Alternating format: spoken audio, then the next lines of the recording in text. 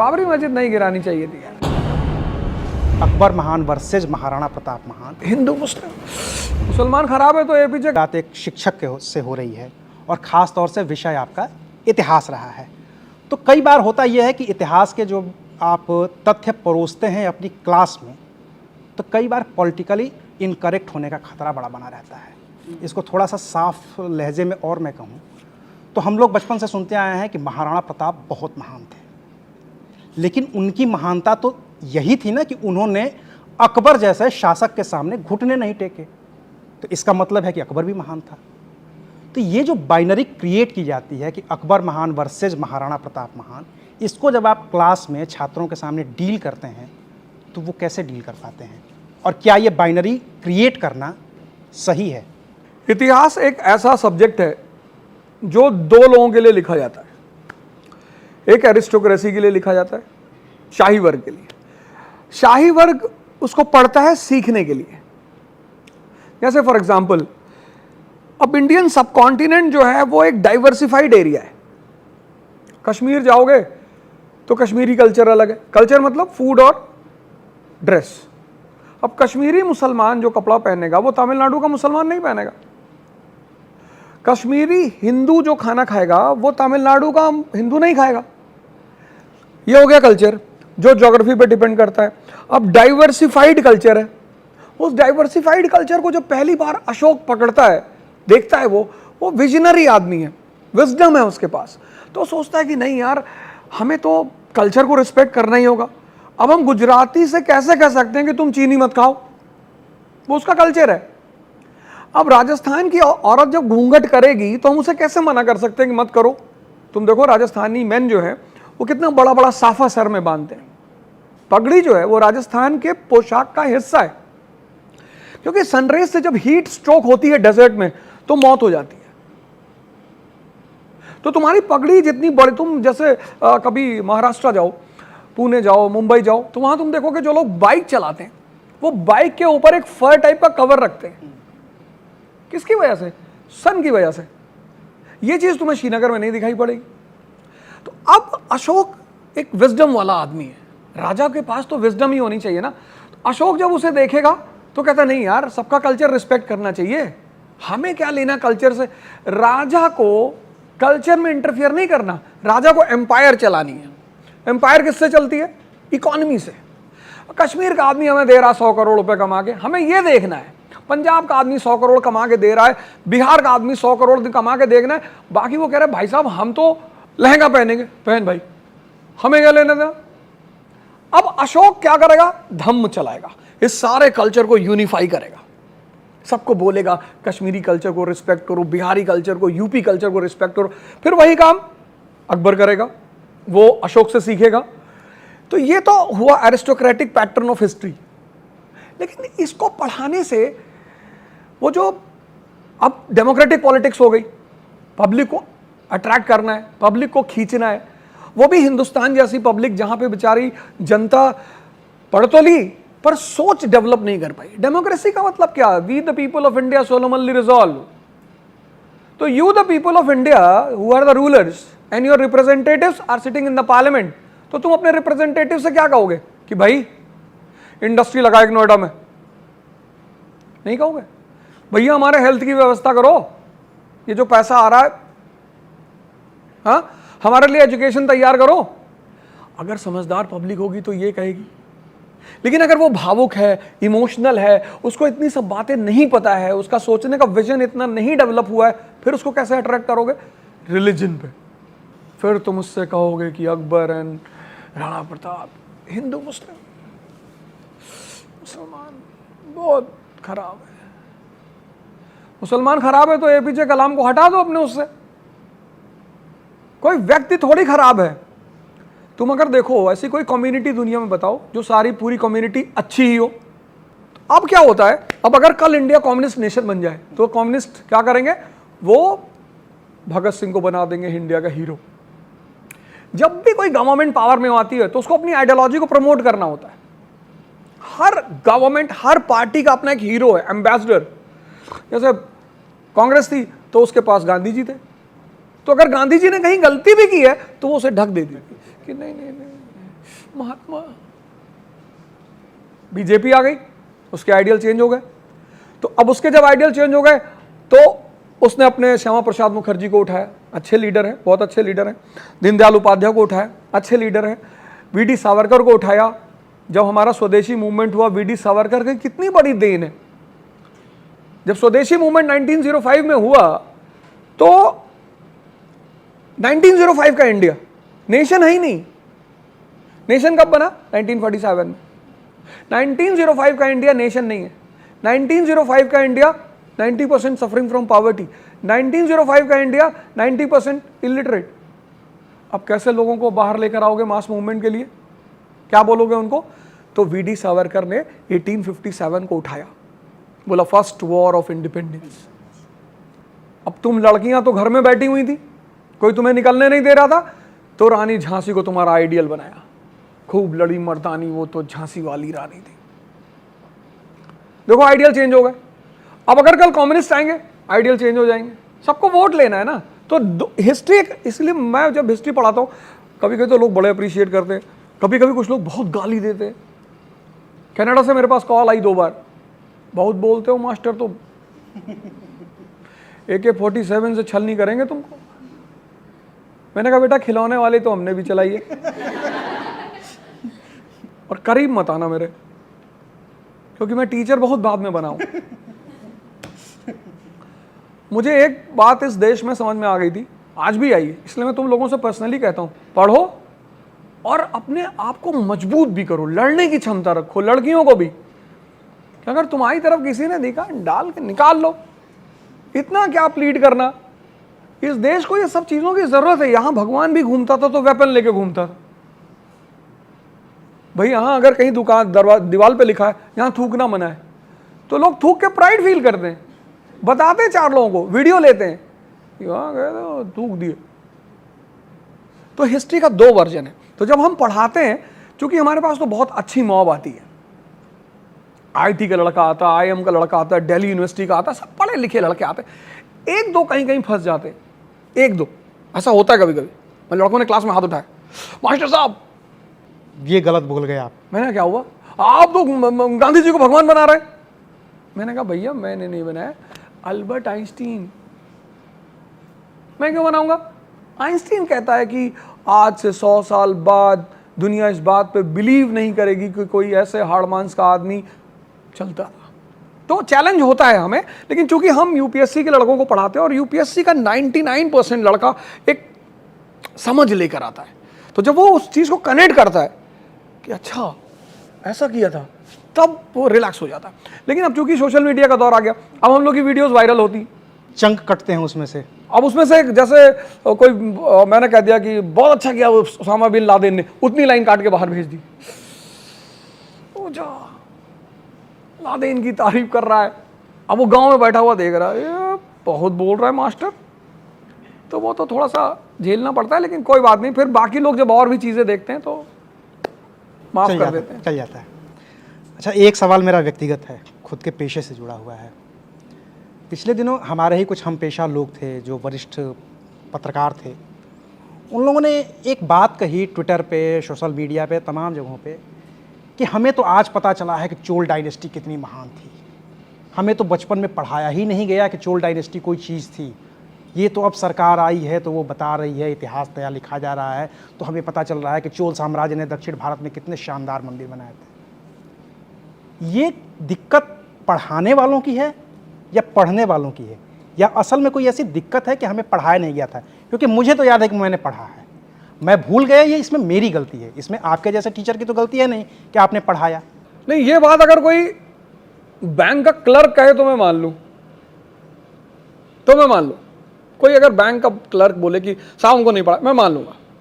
कोई post office का clerk, मेरे पिताजी पोस्ट ऑफिस में थे, जर्नलिस्ट, लॉयर, टीचर और डॉक्टर, इनको अगर ना भी कोई पढ़ाए तो पढ़ना चाहिए। मतलब जर्नलिस्ट को तो ये ट्वीट करना ही नहीं चाहिए। कल कहते हैं साहब हमने तो राष्ट्रकूट नहीं सुना था, वो भी बड़े फेमस लोग हैं राष्ट्रकूटाज। हिस्ट्री तो भरी पड़ी है ना, अचीवमेंट्स है। लेकिन हमारा जो उद्देश्य, गवर्नमेंट का उद्देश्य होता है कि हिस्ट्री आपके लिए एक मास्टर बन जाए, टीचर, आप उससे सीखो। उस उद्देश्य को लेकर गवर्नमेंट हिस्ट्री लिखती है। कभी कभी क्या होता है कि गवर्नमेंट चूंकि जिस पार्टी की होती है तो हर आदमी थोड़ा बहुत बायस तो होता ही। जैसे मैं तो इस बात को एक्सेप्ट करता हूँ कि गांधी जी को जितनी स्पेस दी, थोड़ा सा भगत सिंह को भी देना चाहिए था, उनको भी देना चाहिए था। जनरेशन को पता चलना चाहिए था कि क्या आइडियोलॉजी थी, कैसे काम कर रहे थे। थोड़ा सा अंबेडकर को देना चाहिए। मतलब अंबेडकर को पढ़ने के बाद तो कोई भी साधारण सा आदमी रोने लगेगा। इतनी ह्यूमिलिएशन, मतलब मैं अंदर आ रहा हूं, कोई मेरा हाथ पकड़ के बाहर कर दे कि बाहर बैठो। आदमी ह्यूमिलिएशन एक दिन बर्दाश्त कर सकता है, 2 दिन करेगा, रेगुलर। और वो आदमी जो रेगुलर बर्दाश्त कर रहा है, उसको अपने गोल को लेकर कितना बड़ा कमिटमेंट रहा होगा।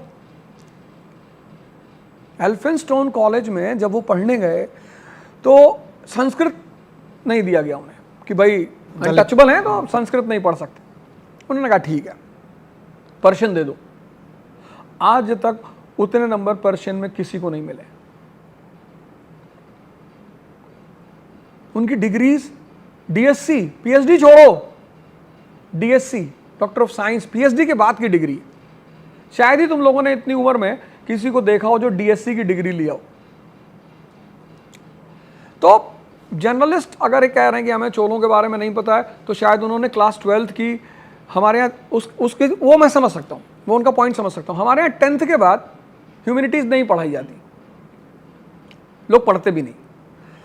और 10th खराब माना जाता है, खराब माना है। आर्ट्स ले रहे हो। हाँ, आर्ट्स बीए वाले आदमी को तो बर्बाद आदमी मानते हैं, वो तो कुछ मानते हैं। हाँ हाँ, वो कहते हैं, बड़े बड़े अजीब सी दृष्टि से देखते हैं। जैसे तुम शादी वादी में जाओ और बता दो बीए कर रहे हैं, तो मतलब वो जो दृष्टि होती है लोगों की कि पीछे हो गए, बीए कर रहे हैं, वो लगता है ये आदमी कुछ कर ही नहीं पाएगा जीवन में।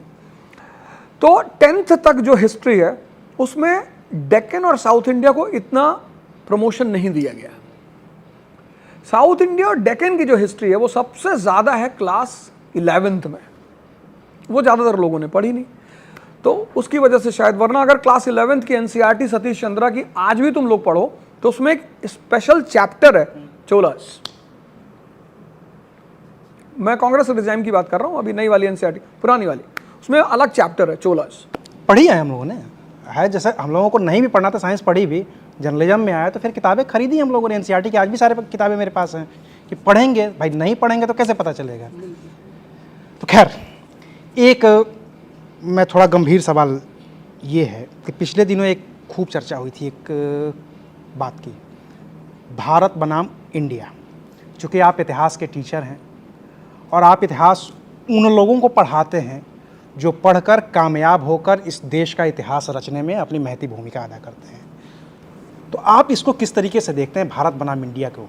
क्या ये मुद्दा सिर्फ राजनीतिक है या इसका कोई ऐतिहासिक परिप्रेक्ष्य है?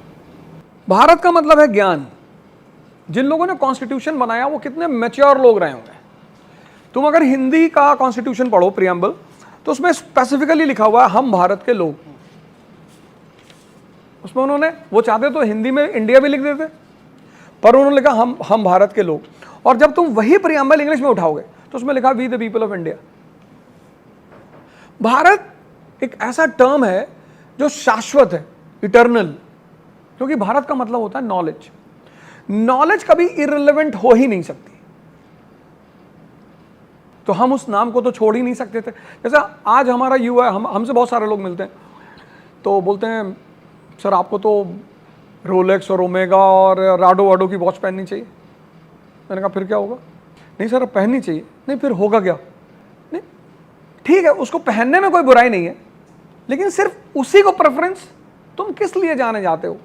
अपनी अंदर की पावर के लिए। तुम्हारी घड़ी कोई एक बार देखेगा, लेकिन जिसने भी एपीजे कलाम की इग्नाइटेड माइंड पढ़ी है ना, वो जिंदगी भर उसको याद रखेगा।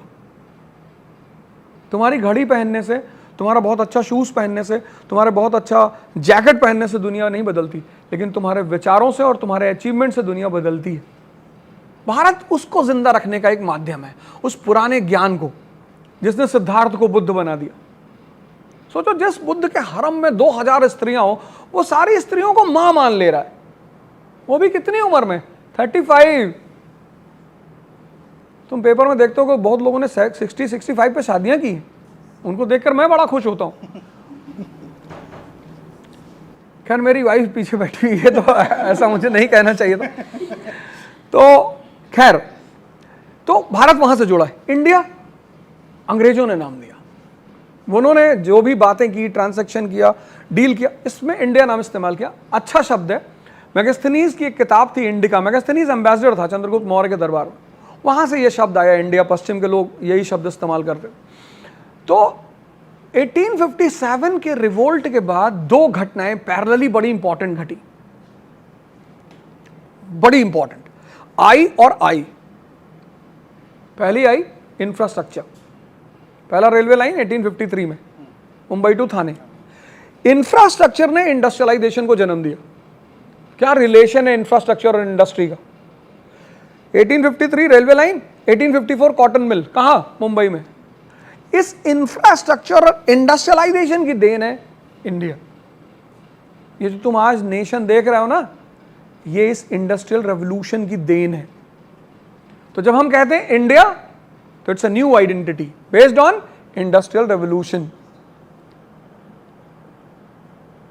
आज एलन मस्क को पीछा कर रहे हो सब, Elon Musk, Elon Musk, Elon Musk. ऐसे 100 इंडिया में भी तो होने चाहिए।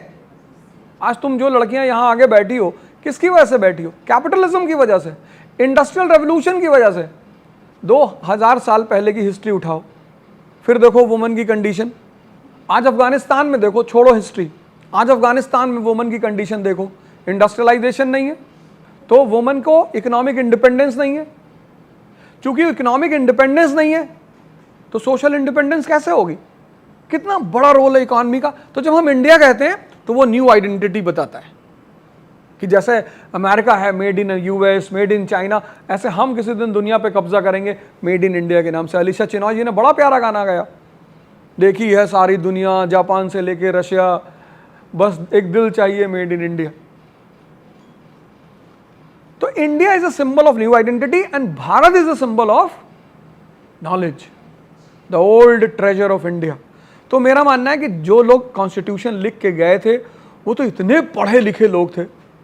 उस कॉन्स्टिट्यूएंट असेंबली का 25% आज की पार्लियामेंट में नहीं है। इसी बात पे मुझे ट्रोल करेंगे सब। 25 तो मैंने ज्यादा कह दिया, थोड़ी सी इज्जत रख ली। जब आज की बहस देखें और संविधान बनते वक्त की जो बहस देखें, जो हम लोग नेहरू जी को अटल बिहारी वाजपेयी ने पार्लियामेंट में हिटलर बोल दिया था, हिटलर।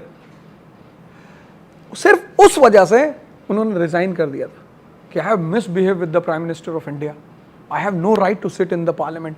क्या एटिकेट रहे होंगे उस वक्त। फिर नेहरू जी ने उन्हें समझाया कि कोई बात नहीं, तुम यंग आदमी हो, थोड़ा तुम्हारा ब्लड ज़्यादा गर्म है तो कोई बात नहीं। तो लेकिन आज तो ये वही उन्हीं की पार्टी के एक नेता, वरिष्ठ मंत्री हैं राजनाथ सिंह जी, कहते हैं कि बीजेपी में इस्तीफे नहीं होते हैं। अभी मेरा इंडिया छोड़ने का इरादा है नहीं। इसलिए आप इसमें कोई कमेंट नहीं करेंगे। एक बार बार बात होती है इतिहास की, तो इतिहास के पुनरावलोकन की भी बात होती है, इतिहास को नए सिरे से लिखने की भी बात होती है, इतिहास को नए सिरे से गढ़ने की भी बात होती है। कांग्रेस पार्टी आती है तो कुछ नए सिरे से इतिहास लिखने की कोशिश करती है, बीजेपी आ रही है तो बार बार, चूँकि 10 साल से ये सरकार है, तो यहाँ जो लोग बैठे हैं उनको वही बात याद होगी कि बीजेपी के दौर में ये बार बार कहा जा रहा है कि इतिहास का दक्षिण पंथ की तरफ ले जाया जा रहा है। जब कांग्रेस थी तो उस समय कहा जाता था कि उसको मार्क्सवाद की तरफ, मार्क्सवादी इतिहासकार उसको लिख रहे हैं, वामपंथी इतिहासकार लिख रहे हैं, और ख़ास तौर से अगर गांधी परिवार पर हमला करना होता था तो कुछ लोग उसमें नेहरूवियन इतिहासकार को भी लेकर के आ जाते थे कि ये तो नेहरू से प्रभावित पूरा इतिहास है। ये सच है क्या? क्या इतिहास तो इतिहास होता है, जैसा कि मैंने कहा कि तथ्य तो तथ्य होता है। अब उसको अपने कथ्यों में समेट करके क्या उस तथ्य को बदला जा सकता है, या वो बदला जा रहा है, जिसकी बात बार बार हो रही है आज? बतौर इतिहासकार आप इसको कैसे देख पा रहे हैं? नहीं, there is nothing called unbiased history in the world, होती ही नहीं। और वो जो अनबायस्ड है वो हमेशा बैन होती है, कोई उसे पढ़ना नहीं चाहता, सरकारें पढ़ने ही नहीं देंगी कोई भी।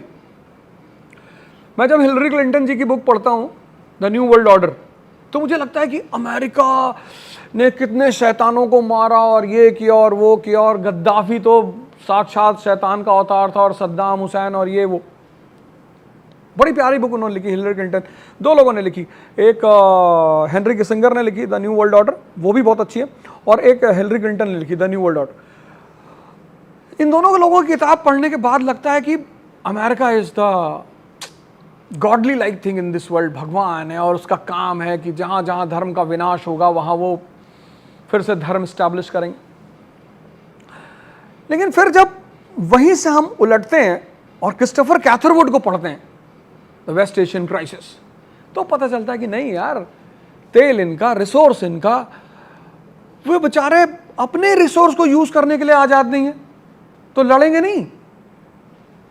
तो there is nothing called unbiased history. कहावत भी है कि जब तक शेर को लिखना नहीं आएगा तब तक शिकारी अपना गुणगान करेगा। तो अनबायस्ड हिस्ट्री जैसी कोई चीज होती ही नहीं। कुछ ना कुछ, हाँ, कुछ कहीं कहीं ज्यादा होती है, कहीं कहीं कम होती है। फैक्ट तो सर एक ही रहेगा ना, मैनिपुलेट कर सकते हैं ना। जैसे फॉर एग्जांपल 1922 में चौरी चौरा का कांड हुआ, सबको पता होगा। 20 में नॉन कोऑपरेशन मूवमेंट शुरू हुआ और 1922 में चौरी चौरा का कांड हुआ। 22 पुलिस वालों के साथ पुलिस थाना जला दिया। That was attack on the government. अब गवर्नमेंट पे हमला किया तो गवर्नमेंट तो रिटेलिएट करेगी। Gandhi ji immediately stop the movement, बोले I have no faith in violence. अब इस एक घटना को जब सुमित सरकार सर देखते हैं तो कहते हैं Gandhi got afraid of the rising subaltern history. 1920, 22 Russian revolution हो चुका है, अवध किसान सभा बन चुकी है, ऑटक बन चुका, all India trade union Congress, labour farmer union बन रहे हैं। तो सुमित सरकार सर उसको दूसरे चश्मे से देख रहे हैं, कह रहे हैं Gandhi was the friend of capitalist and Jamnalal Bajaj and Ambalal Sarabhai and this and that. और गांधी जी को लगा कि मजदूरों के उठने से और किसानों के उठने से पूंजीवादी खतरे में पड़ जाएंगे, तो गांधी जी ने आंदोलन को रोक दिया। अब ये चश्मा है सुमित सरकार सर का, सही वो भी है क्योंकि तथ्य तो वो भी दे रहे, तो ये भी है। लेकिन जब हम विपिन चंद्रा सर को पढ़ते हैं वो पूरी स्टोरी बदल देते हैं। कहते हैं 1922 में handful people were standing and government would have beaten them, and if they would have been beaten they would have never come for the movement। सब मारे जाते। तो गांधी जी ने आंदोलन रोक के पब्लिक को मार खाने से बचा लिया। क्या गांधी जी, हरे राम, वो भी सही है। आप किस चश्मे से, शब्दों के साथ एक बड़ी प्यारी चीज है, आप शब्द को अपने हिसाब से यूज कर सकते हो। भाई किसी लड़के ने किसी लड़की को आई लव यू, उसने मारा एक चाटा, बोली बहन की तरह कहा था, तो वो डिपेंड करेगा कि कौन लिख रहा है, कैसे लिख रहा है, किस इंटेंशन से लिख रहा है। लेकिन सर एक जो दिक्कत हो रही है हम लोगों को, या जो ये एकदम यंग जनरेशन है, इनको आप बताएंगे कैसे कि चौरी चौरा में क्या हुआ था? जैसे अगर आपको अभी जो चौरी चौरा का ही हमने उदाहरण लिया, इनको बताना है कि 1922 में गांधी जी ने असहयोग आंदोलन को वापस क्यों लिया, हिंसा हो गई इस वजह से वापस लिया, एक लाइन का फैक्ट हो गया। इसको जब बताना होगा इन लोगों को कि उस समय की परिस्थितियां क्या थीं, तो आप विपिन चंद्रा की बात मानेंगे या उस सर की बात मानेंगे? नहीं, हम दोनों अप्रोच लेके चलेंगे। यूपीएससी यही कहती है, कहती है आप दोनों स्टैंड को समझो, फिर क्वेश्चन क्या पूछा जाएगा वो डिसाइड करेगा। यूपीएससी क्या पूछती, जैसे यूपीएससी ने क्वेश्चन पूछ लिया कि the rising tide of socialist movement in 1920s became the major factor for the end of non cooperation in 1922। Do you agree with this statement? अब इनका आंसर अलग हो जाएगा। एक क्वेश्चन तो ये हो गया। एक क्वेश्चन होगा कि Gandhi ji inspired by the example of Ahmedabad mill strike 1918 ended non cooperation movement. Question same point से आया है, आंसर अलग होंगे। चलिए एक दो सवाल मेरे और हैं जिनको मुझे लगता है कि बात करनी चाहिए। चूँकि अभी तक हमने इतिहास की बात की और सर इतिहास पढ़ाते हैं उन लोगों को जो यूपीएससी की तैयारी करते हैं बेसिकली, तो एक सवाल जो मैं बार बार मेरे मन में उठता है, मैं और भी जो शिक्षक हैं जो यूपीएससी की तैयारी करते हैं इसी स्टूडियो में उनसे भी पूछ चुका हूँ, यूपीएससी की तैयारी किसको नहीं करनी चाहिए? सबको करनी चाहिए। इसलिए नहीं कि मेरा बिजनेस है मैं इसलिए कह रहा हूँ, उसकी वजह मैं बताऊँ क्यों करनी चाहिए। यूपीएससी की तैयारी करने वाला आदमी कभी फेल नहीं होता। अगर आप आईएएस बन गए तब तो आप सफल ही हैं, वरना वो आपको मेरे जैसा टीचर बना देगी। इतना बोलेगा पब्लिक हाथ जोड़ लेगी, भाई साहब रहने दो, कितना बोलोगे यार, किस किस मुद्दे पे बोलोगे। भाई हमें, जब तक मैंने यूपीएससी की तैयारी नहीं की थी, हमें पता ही नहीं था जीडीपी क्या होती है, नेशनल इनकम क्या है, बैंकिंग क्या है, पता ही नहीं था। हम तो न्यूज़पेपर उठाते थे, दैनिक जागरण, उसका पहला पेज पढ़ते थे, 5 बच्चों की मां प्रेमी के साथ फरार, हम उसी में डूबे रहते थे। भैया जब कुछ पता ही नहीं होगा तो पढ़ोगे क्या, पता तो होना चाहिए। हमें आईआर पता नहीं था क्या होता है, इंटरनेशनल रिलेशन किसको बोलते हैं, अज्ञात व्यक्ति का शव मिला, हम उसको पढ़ते थे। होली में बहनों ने बांधी मुख्यमंत्री को राखी, हम ये सब पढ़ते थे। गोली बंदूक एडिशनल होगा वहाँ का। हाँ, बिल्कुल। अब क्या हुआ, जब यूपीएससी की तैयारी की और इंटरकनेक्टिविटी पता चली, इकोनॉमी, हिस्ट्री, पॉलिटी, सबका कनेक्शन पता चला, तो दैनिक जागरण भी पढ़ते रहे, क्योंकि आदत तो पुरानी है, और हिंदू पढ़ना शुरू कर दिया। तब पता चला कि 91 के बाद अमेरिका ने हमसे दोस्ती क्यों की, उसको पेप्सी बेचना है इंडिया में। पहले में लगता था, जब हम 10th में थे, 9th में थे, तो हम इमोशनल रिलेशन सोचते थे कि अगर पाकिस्तान ने भारत पे हमला किया तो रूस वाले मिल के मारेंगे। तो हम सोचते थे कि रिश्ते इमोशनल लेवल पे होते हैं। अब हम सोचते हैं कि रिश्ते प्रॉफिट की वजह से होते हैं। जब हम क्लास 10th में थे तो मुझे लगता था R = E, मतलब रिलेशन = इमोशन। अब मेरा कॉन्सेप्ट है R = I, रिलेशन = इंटरेस्ट। तो ये जो एप्लीकेशन ऑफ ह्यूमैनिटीज है लाइफ में, बहुत सारे, इनमें से बहुत सारे लोग साइंस ही पढ़े होंगे, ह्यूमैनिटीज नहीं पढ़ेंगे। ह्यूमैनिटीज पढ़ना बहुत जरूरी है। एनालिसिस जो पार्ट है जीवन का, वो तुम्हें ह्यूमैनिटीज ही देगी। और पूरा यूपीएससी का एग्जाम ह्यूमैनिटीज बेस्ड है, हिस्ट्री, इकोनॉमी, पॉलिटी, ज्योग्राफी। अब तुम्हें बिजनेस करना है तो तुम सऊदी अरेबिया में टाई की दुकान थोड़ी खोलोगे, वहां कौन पहनेगा टाई, डेजर्ट है वो। टाई तो कोल्ड रीजन्स का है ना, टॉन्सिल हो जाती है ठंडक में, तो इस रीजन को कवर करना होता है। मैंने भी कहा ना, dress and food depends upon geography. तो अब जब तुमने ज्योग्राफी पढ़ ली तो तुम कहीं भी इन्वेस्टमेंट करो। भाई ये घूमने जा रहे हैं राजस्थान, तो ये ब्लेजर लेके थोड़ी जाएंगे, नहीं आएंगे। तो ज्योग्राफी जिसको समझ में आती है, बड़ी प्यारी किताब है द रिवेंज ऑफ ज्योग्राफी, बहुत प्यारी किताब। मतलब तुम्हें कभी मौका मिले तो इस किताब को जरूर पढ़ना, द रिवेंज ऑफ ज्योग्राफी। बहुत, मतलब उस किताब में एक्सप्लेन किया है कि what is the role of geography in human life. और ज्योग्राफी सिर्फ फिजिकल नहीं होती, political, economic, infrastructure, railways, communication, सब पढ़ाएंगे तुम्हें। तो सबको यूपीएससी की तैयारी करनी चाहिए, लेकिन पहला अटेम्प्ट बहुत सीरियसली देना चाहिए।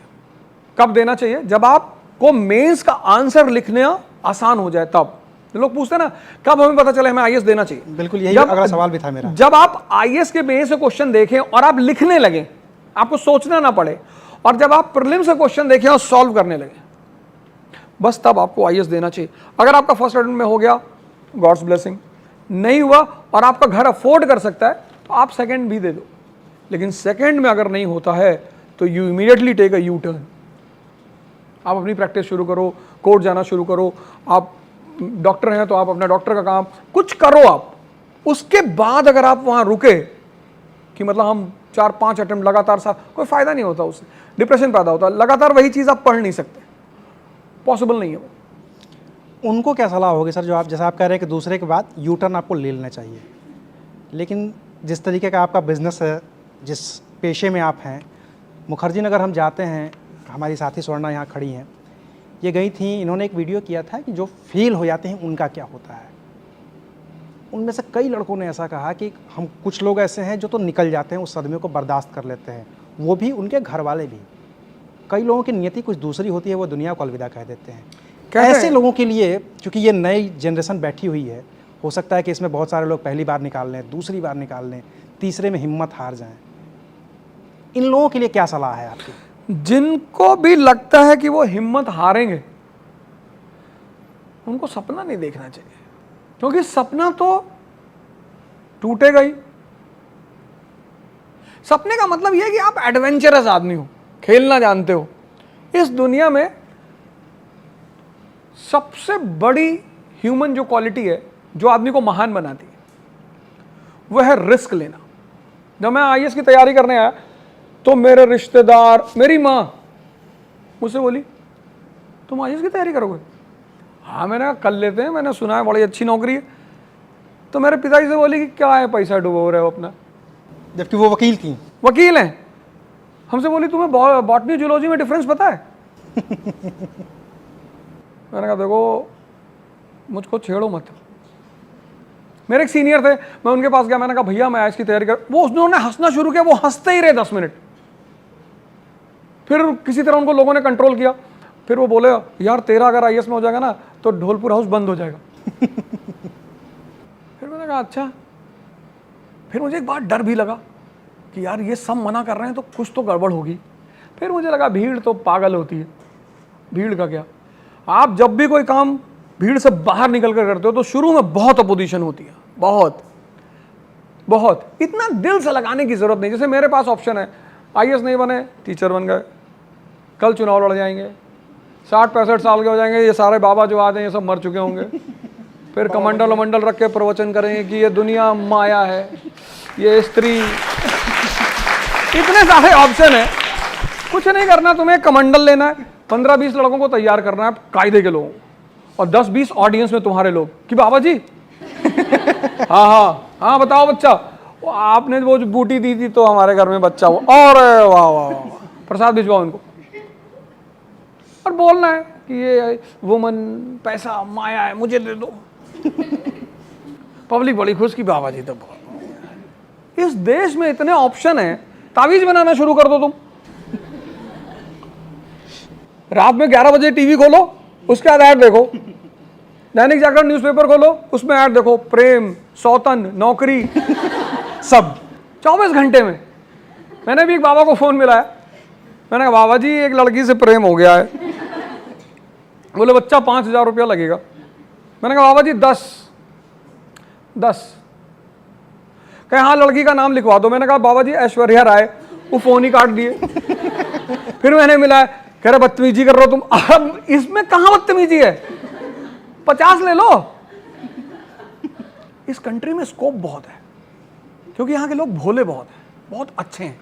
ऐसा नहीं है, मूर्ख नहीं है, भोले हैं, सीधे हैं। उनको तुम बहुत आसानी से मैनिपुलेट कर सकते हो। कोई भी थोड़ा बहुत पढ़ा लिखा आदमी उनको समझा सकता है कि अरे ऐसा होगा, मुसलमान जनरेशन बढ़ रही है। फिर 10 साल बाद सारी कंट्री पे मुसलमानों का कब्जा हो जाएगा। पाकिस्तान पे तो हो ही नहीं पा रहा, खाने बगैर मर रहे हैं। एक डॉट भर की कंट्री है इजराइल। देखो कल नेतन्याहू ने क्या किया, पैलेस्टीन को खारिज कर दिया। कहा कोई पैलेस्टीन कॉरिडोर बना दिया। अरब कंट्री बैठ के सुन रही है, जी जी जी। कह रहा अरब वालों से कोई दिक्कत? बोले बाबूजी कोई दिक्कत ही नहीं। तो अगर आप रिस्क ले रहे हो, अगर आपको जीवन, जैसे कुछ लोग मुझसे बोलते हैं हमें तो भैया सेटल्ड जीवन चाहिए, तो चौकीदार हो जाओ। बहुत सेटल्ड जीवन है, 12 घंटे की नौकरी है, गेट के बाहर डंडा लिए बैठे, टोपी वोपी लगाए, good morning sir, good morning ma'am. Holi Diwali में तुमको 4-5 डिब्बा मिठाई मिल जाएगी, वो भी वो वाली सोन पापड़ी। हाँ, वो काजू बर्फी कोई ना देने वाला, तो बहुत बड़ा होगा तो देगा। चपरासी बन सकते हो तुम, पान की दुकान, ये सब कर लो। जब तुमने सपना देखा है, जब तुम रिस्क लेना चाहते हो, लड़ना चाहते हो, और जवानी किस लिए? पार्क में बैठने के लिए? वहां सिर्फ 1 घंटे बैठो, वहां भी बैठो। वो भी अपने बच्चों को क्या कहानी सुनाओगे? वो तुमको तो ओल्ड एज जनरेशन का मान लेंगे, अरे मरे हुए, मेरी तो पापा मरा हुआ है, कह रहा मेरी गर्लफ्रेंड ही नहीं थी। तुम्हारे लड़के तुमको ह्यूमिलिएट करेंगे। तो 1 घंटा, लेकिन वो 1 घंटा डिजाइंड होना चाहिए, कंपनी अच्छी होनी चाहिए। मतलब तुम्हारा जो वो दोस्त है, गर्लफ्रेंड है, बॉयफ्रेंड है जो है, वो एक मैच्योर मेंटेलिटी होनी चाहिए, बहस होनी चाहिए, बात होनी चाहिए। मैं इलाहाबाद में भी टहल रहा था कंपनी गार्डन, तो सुबह 9 बजे कुछ लोग बैठ गए आके, लड़की का बाल पकड़ के ऐसे ऐसे घुमा रहे। और हमें तो बोलने का कोई अधिकार नहीं भाई, इंडिपेंडेंट कंट्री है। पर फिर मुझे लगा कि यार इनसे बोलना चाहिए। तो मैंने कहा भैया आप लोग बुरा मत मानना, क्या करते हो? तो लड़का तो कुछ नहीं बोला, लड़की ऐसे देखी, तुमसे मतलब? मेरा फेस वो सब कवर कर रखा था। मैंने कहा नहीं बेटा मतलब नहीं है, मैं तो ऐसे ही कह रहा था कि अगर यहाँ तुम लोग बैठोगे 1-2 घंटे तो न्यूज़पेपर भी ले आया करो। बैठो पर न्यूज़पेपर ले आया करो, पढ़ा करो, एक दूसरे से डिस्कस किया करो, तो मल्टीपर्पज़ काम हो जाएगा। तो फिर उस लड़की ने कहा कि सॉरी अंकल, मैं कल से न्यूज़पेपर लेकर आऊंगी। दिशा ही तो बदलनी है जिंदगी में। सारा खेल डायरेक्शन का है। तुम करते सब कुछ हो, जब गलत तरीके से करते हो तो फेल होते हो। तरीका बदल दो चीजों को। हमारे कंट्री में लोग एक्सट्रीमिस्ट हैं, ये नहीं करना चाहिए, वो नहीं करना चाहिए, ये नहीं करना। तब जिंदा किस लिए? हमारा वो ड्राइवर कहता भैया मैं तो दुबई नहीं जाऊंगा। मैंने कहा तुम जा नहीं पाओगे, तुम्हारे पास पैसा नहीं है। कहता आदमी को हरिद्वार जाना चाहिए। अरे एकदम, हरिद्वार कब जाना चाहिए? दुबई जाएगा, सब पैसा लुटा देगा, भिखमंगा हो जाएगा, खुद ही जाएगा हरिद्वार। तुम उसे क्यों भेज रहे हो हरिद्वार? जाने दो उसे। ठीक है, आप इतनी सारी बातें हैं, आपने आईएएस की तैयारी की है, क्यों नहीं हुआ सर? अरे भगवान का आशीर्वाद है कि नहीं हुआ। अगर भगवान का आशीर्वाद नहीं होता तो यहां मैं थोड़ी बैठा होता। किसी सचिवालय में बैठे होते। सचिवालय में फाइल कोई मिनिस्टर का फोन आ रहा होता, हो जा जी जी सर, वो देख लेना फाइल, जी जी साहब, sir sir sir sir sir. लेकिन आईएएस बनना बड़ी बात है, मैं उसको निगेट नहीं कर रहा हूं, बहुत बड़ी। हिंदुस्तान में 1000 लोगों में अपना नाम लाना आईएएस में, तो कभी कभी फील तो होता है कि मेरा 100 रुपया गिर गया। लेकिन जब इधर देखता हूं लाखों रुपया तो मैं सोचता हूं गिर गया, अच्छा ही हुआ। तो मुझे लगता है कि अंगूर खट्टे थे। लेकिन मैं अगर आईएएस का विरोध करूं तो अच्छा नहीं माना जाएगा। जब सुभाष चंद्र बोस आईएएस का विरोध करते हैं तो अच्छा माना। जब तुम कोई चीज अचीव करके छोड़ देते हो तो वो बड़ी प्रैक्टिकल बात होती है। तो फेल होने का रीजन ये था, दो तो बड़े गहरे रीजन थे। पहला रीजन ये था कि मैं एक बहुत ही गैर जिम्मेदार आदमी हूं, बहुत, आज भी मुझको लगता है कि कर लेंगे। और दूसरा, मैं इतना ओवर कॉन्फिडेंट रहता हूं हर चीज में, खरगोश वाली हालत है कि देखा पीछे कछुआ चार रहा है, बोले आ जाएगा। इन दो चीजों ने मुझे तब भी परेशान किया था, आज भी करती है। क्योंकि यही दो जिंदगी का सबक इन लोगों के भी काम आने वाले हैं। ओवर कॉन्फिडेंट नहीं होना है, होना ही नहीं। मेंस निकल गया, बहुत अच्छी बात है। जब तक इंटरव्यू का रिजल्ट नहीं आ जाता तब तक कोई डिसीजन नहीं लेना, आराम से। और गैर जिम्मेदारी, मेरी आदत है चीजों को टाल देना, कल करेंगे। मेरे साथ के कई लोग यहाँ बैठे हुए, मुझसे कोई बहुत बात होते हैं, साहब ये कर लो यार, 100 करोड़ का आ रहा है। मैंने हुमायूं वाली हालत है मेरी, ऐसी हालत हुमायूं की थी, एकदम एग्जैक्टली सेम हालत, टाल देना। और एक समय आया कि हिंदुस्तान उसके हाथ से ही निकल गया। तो मुझे कभी कभी क्या होता है कि दोबारा लड़ना पड़ता है खूब। जब मैं घिर जाता हूं चारों तरफ, लगता है कि बस अब जिंदगी खतरे में पड़ गई, तब मैं खड़ा होता हूं तलवार वलवार निकाल। कहां तो कवर अप तो मैं कर ले जाता हूं, लेकिन उससे नुकसान बहुत होता है। वही चीज वहां भी हुई। दो चीजों ने बहुत नुकसान, एक गैर जिम्मेदाराना रवैया और ओवर कॉन्फिडेंस। तो आज भी मैं कभी कभी बोलता हूं तो तुमको वो चीज की झलक आती होगी, जब कभी कभी वो आत्मा जिंदा हो जाए। हालांकि मैं कंट्रोल बहुत करता हूं, लेकिन फिर भी। आपने पैसे वाला जिक्र किया, गूगल पर बड़ा सवाल पूछा जाता है आपके बारे में, कितना पैसा है वो 2000 सर के पास, ऑडी से चलते हैं, BMW से चलते हैं, पता नहीं क्या क्या दुनिया जहान की बातें। क्या बात हो जाए सर आईएएस नहीं बने, कितने लोगों को आईएएस बनाया, लेकिन अब पैसा बहुत है उनके पास, अब वो लड़ेंगे चुनाव, करेंगे राजनीति, ये सब तो बस उनका साइड वाला बिजनेस है। क्या है सर ये सब? पैसा बता देंगे तो लोग फिरौती मांग लेंगे। उसका तो उपाय दूसरा भी है फिर। पैसा तो नहीं है, लेकिन चुनाव तो लड़ेंगे और राजनीति भी करेंगे। और 24 का इलेक्शन आ रहा है, तो हलचल तो पैदा करना मेरी आदत है, तो एकदम लड़ेंगे। और तुम लोग को भी लड़ना चाहिए। जब तक पार्लियामेंट में तुम जैसे लोग नहीं आएंगे पढ़े लिखे, तुम लोगों ने जगह छोड़ दी तभी तो बाकी लोग अंदर चले गए। तो ठीक है, भगवान, वो वेलकम मूवी है ना, तो उसमें शेट्टी कहता है कि भगवान का दिया सब कुछ हमारे पास है, इज्जत है, पैसा है, शोहरत। ठीक है, भगवान ने वो सब दे रखा है, वो सब प्रभु की महिमा है। क्योंकि मुझे आज भी कभी कभी फील होता है कि यार मैं डिजर्व नहीं करता था, क्योंकि मेरी ज़िंदगी तो बिल्कुल अलग तरीके की रही। मैंने कभी पढ़ाई नहीं की 10th तक। 10th के बाद तो मास्टर वास्टर को बोल देता था कि देखो फालतू की बातें हमसे मत करना। ऐसा नहीं, मतलब बदतमीजी की आदत नहीं थी मेरी। मेरा मानना ये है आज भी कि टीचर को ऐसा होना चाहिए कि स्टूडेंट उसकी क्लास से निकले ही ना। जैसे हमारे एक टीचर थे, empathy sir, evening Christian college Allahabad में, वहाँ वो बॉटनी पढ़ाते हैं। तो मैंने एक बार मेडिकल की कोचिंग भी की थी, मैं उनकी क्लास कभी नहीं छोड़ता था। क्या पढ़ाता था वो आदमी। हम जो नॉन पढ़ने वाले लोग थे, मतलब जिनको मस्ती ही करनी थी, वो जाके सिंसियरली पढ़ते थे। टीचरों को, क्योंकि बहुत बहुत रिस्पॉन्सिबल जॉब है, डॉक्टर और टीचर। जैसे हमारा डॉक्टर है, फैमिली डॉक्टर योगेश वलेचा, मैं उनको जब भी मिलने आता हूँ कहते यार किसी की भी रिपोर्ट देखते हैं, बहुत बढ़िया रिपोर्ट है, ऐसे आदमी 2 साल जीते। अब उसमें भले ही कोई दिक्कत हो, लेकिन वो आदमी उस मोमेंट आदमी को मोटिवेट कर देता है। तो लेकिन हाँ, जब मैंने पढ़ाई शुरू की, अब तो मैं बिल्कुल कोई मजाक नहीं, कुछ नहीं, पढ़ना है मतलब पढ़ना है, काम करना है तो करना है। और जिंदगी चूंकि उम्र के साथ साथ रोल भी बदलती रहती है।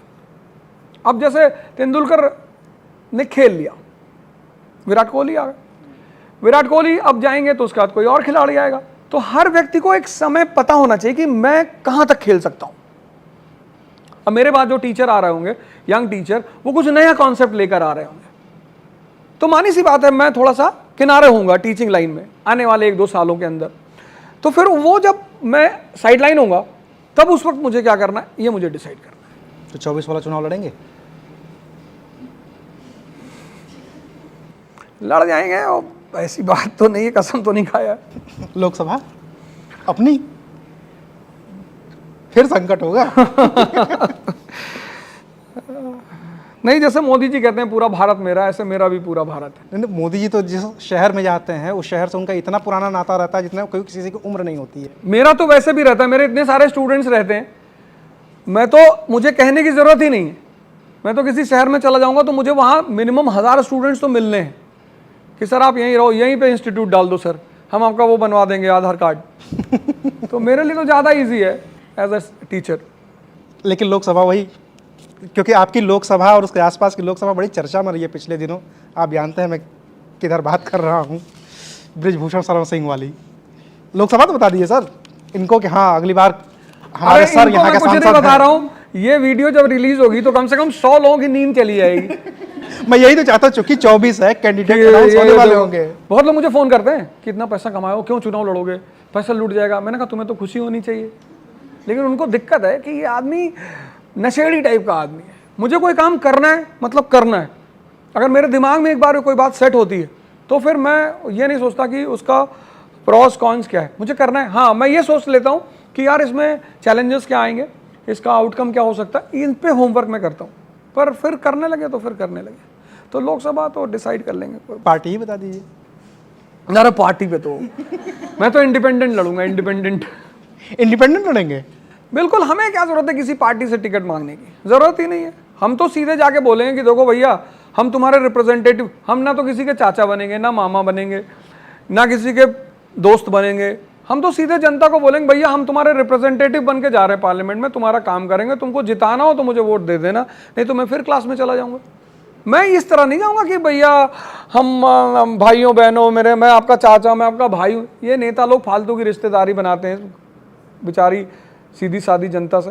कोई कहता है मैं मामा हूँ, कोई कहता है मैं चाचा हूँ, कोई कुछ बता रहा है, ये सब। सर पब्लिक इसी पे तो खुश होती है, कम से कम चलो विधायक है तो क्या हुआ, आज तो पैर पड़ रहा है, एक दिन एक ही दिन तो पैर पड़ रहा है, फिर तो गर्दन पकड़ेगा।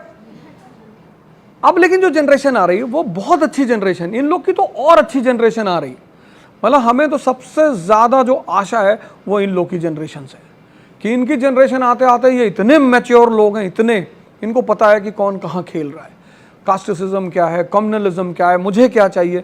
तो जिस दिन ये जनरेशन और डोमिनेंट हो जाएगी, पूरी पिक्चर हिंदुस्तान की चेंज हो जाएगी। चलिए, अब चूंकि सर ने आप लोगों की इतनी तारीफ कर दी, तो आप लोगों के जो सवाल हैं वो आप सर से पूछिए, फिर जो मेरे बचे हुए सवाल हैं वो मैं आप सर से पूछ लूँगा। Hello sir, as a student to a teacher of history, sir जैसे रीराइटिंग ऑफ हिस्ट्री की बात चलती है, तो स्पेशली मिडीवल और मॉडर्न, आपके हिसाब से क्या एक इंडियनाइजेशन के तौर पे उसका रीराइटेशन होना चाहिए, और अगर होना चाहिए तो कौन कौन से ऐसे सेक्टर्स है जहाँ पर ज़्यादा ज़रूरत है, जैसे नॉर्थ ईस्ट हो गया या साउथ हो गया, जो कवर हो नहीं पाते उसमें? बिल्कुल बिल्कुल बिल्कुल।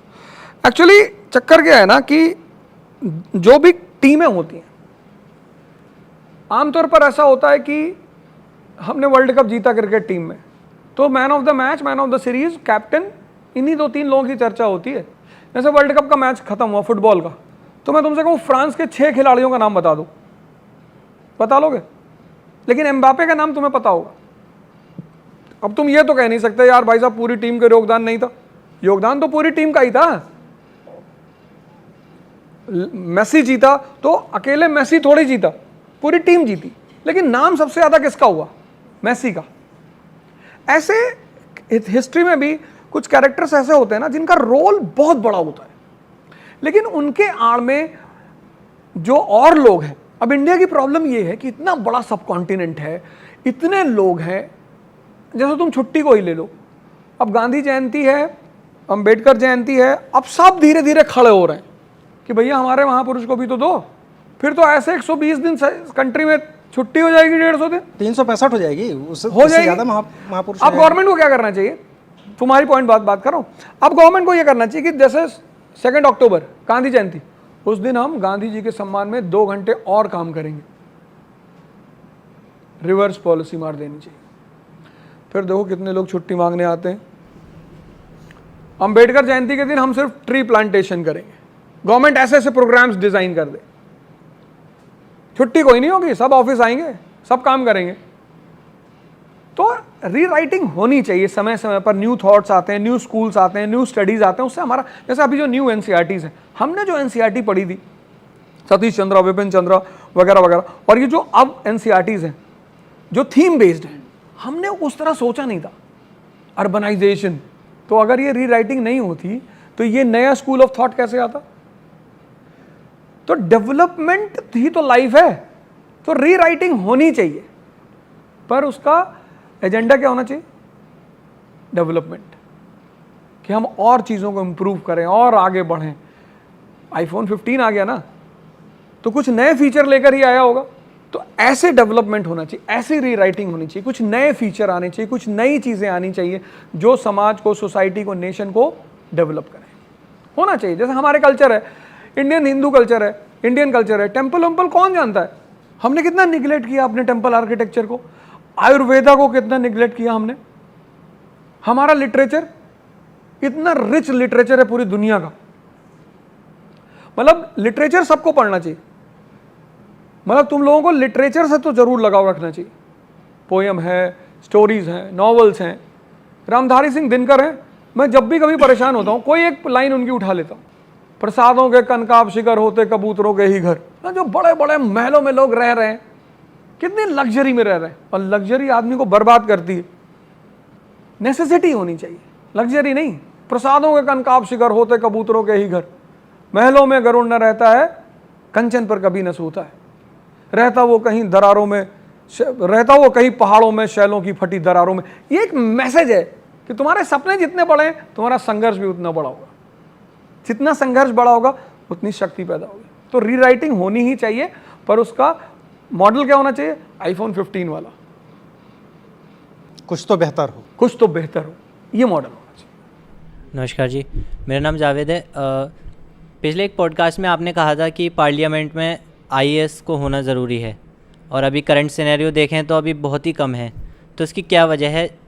जनता की नासमझी समझें या फिर पढ़े लिखे लोग नहीं आ पा रहे हैं इस? नहीं, नासमझी तो नहीं है जनता की, लेकिन अभी तो कई सारे आईएएस ऑफिसर हैं हमारी पार्लियामेंट में, ऐसा नहीं है। बहुत सारे लोग हैं, और बहुत सारे लोग अब जा रहे हैं। जैसे तुम तमिलनाडु अगर देखो तो वहाँ पे एक बहुत एमर्जिंग लीडर है बीजेपी का, अन्नामलाई। आईपीएस था वो आदमी, he was an IPS, very dynamic officer, Karnataka cadre का ऑफिसर था, उसको सिंघम बोलते थे कर्नाटका में। तो ऐसे अब लोग टर्न हो रहे हैं। पहले क्या था कि लोगों को लगता था कि ठीक है यार नौकरी कर लेंगे, क्या ज़रूरत है बवाल करने की। अब मैंने कहा ना, तुम्हारी जनरेशन आ रही है, ये जो मिलेनियल्स थे ना, इनका ओरिएंटेशन ऑफ लाइफ ही अलग था। अब तुमको चाहिए इंडस्ट्री, अब ये जनजी ऑडियंस है। हाँ, अब तुम पूछोगे सरकार से कि हम कहाँ नौकरी करें, ऑक्सीजन क्यों नहीं है, दवा क्यों नहीं है। अब तुम क्वेश्चन करोगे, पढ़े लिखे लोग हो ना, और वो भी एआई जनरेशन, आर्टिफिशियल इंटेलिजेंस। कोई नेता बदतमीजी किया, फोटोशॉप करके लगा दिया, कुत्ते के ऊपर बैठा हुआ, वो भी चिल्ला रहा है कि अरे भैया सूडान की आईडी से कहीं लगा दिया तुमने। एक लड़के ने मुझको फ़ोन किया, कहा गुरुजी हमसे बात कर लो, मैं बहुत मास्टर हूँ इस सब खेल का। अरे मैंने कहा भैया काय परेशान कर रहे हो, तो तुम्हारी जनरेशन तो दूसरे लेवल पे फाइट करेगी ना, तो आएंगे धीरे धीरे लोग, और तुम कोशिश करो कि तुम ही आओ, सिलेक्शन लो, क्योंकि हमें लोगों से अपील करने से अच्छा एग्जाम्पल बनना चाहिए। एग्जाम्पल लोगों को बहुत प्रभावित करता है। आएंगे लोग धीरे धीरे। अब माहौल बहुत चेंज हो रहा, बहुत ज़्यादा। 24 तो नहीं, लेकिन 29 का इलेक्शन इंडिया की डेस्टिनी को चेंज करेगा। तुम्हारी उम्र कितनी है? अरे फिर तो तुम वोट दोगे। चलो बताओ। Good evening, sir. Sir, I have been your student since a long time. Sir, you play a very important role, like aspirants like me and many such others, as you are a very influential person. So many youth, aspirants and even parents follow you. So I would like to ask you your suggestions, which you would like to prefer to give to this generation and parents as well. तो दुनिया में कुछ laws होते हैं, laws जैसे physics में है, chemistry में, ऐसा लाइफ में भी है। तो जिंदगी में एक लॉ है P=P। तुम अपनी जिंदगी की प्रायोरिटीज सेट करो। ये जितने भी लोग उलझे हुए हैं ना, इनके पास प्रायोरिटीज नहीं है। पहले क्या करना है, फिर क्या करना है। जैसे तुम्हें बिना न्यू बनाए छत बनाना है, पॉसिबल है? आज का युवा कितनी जल्दी डिप्रेस हो जाता है। My girlfriend is not talking to me. कितना कमाते हो महीने का? नहीं कमाते तो नहीं है, तो मारा नहीं उसने तुमको? मारना भी चाहिए पटक के, कमाता नहीं। प्रायोरिटी सेट करो ना। फैमिली है, परिवार है, रिलेशंस हैं। सिर्फ आई लव यू कहने से थोड़ी चलते हैं। जब तक तुम डायमंड रिंग ना पहनाओ, तो भावना और इकोनॉमी का एक अच्छा कॉम्बिनेशन होना चाहिए। हमारी वाइफ है, उसको मैं दिन में 10 बार आई लव यू बोलूं, तो तीसरे दिन बाद वो जांच कराएगी मेरा कि कुछ डिस्टर्ब चल रहा है ये आदमी। ये जो कॉम्बिनेशन होता है ना चीज़ों का, वो आदमी को समझना चाहिए। तो चाहे वो स्टूडेंट हो, चाहे पेरेंट्स हो, चाहे जो भी हो, उनको प्रायोरिटी और पॉलिसी दोनों को साथ लेके चलना चाहिए। प्लस पेरेंट्स को अवेकन होना चाहिए, अपने बच्चों को प्रेशराइज नहीं करना चाहिए। जैसे मैंने देखा कुछ पेरेंट्स बोलते हैं आईएएस बेटा मेरा गोल है, बेटा मेरा सपना है, बस तुम किसी तरह आईएएस बन जाओ। किसी तरह कैसे बन जाए वो? कुछ लोग होते हैं ना पेरेंट्स कि बेटा मेरा सपना पूरा कर दो, तो तुम्हारी आंख निकाल के मुझे अपनी आंख में लगाना पड़ेगा। हर आदमी अपना सपना अपनी आंख से देखता है। कितनी प्यारी मूवी थी 3 इडियट।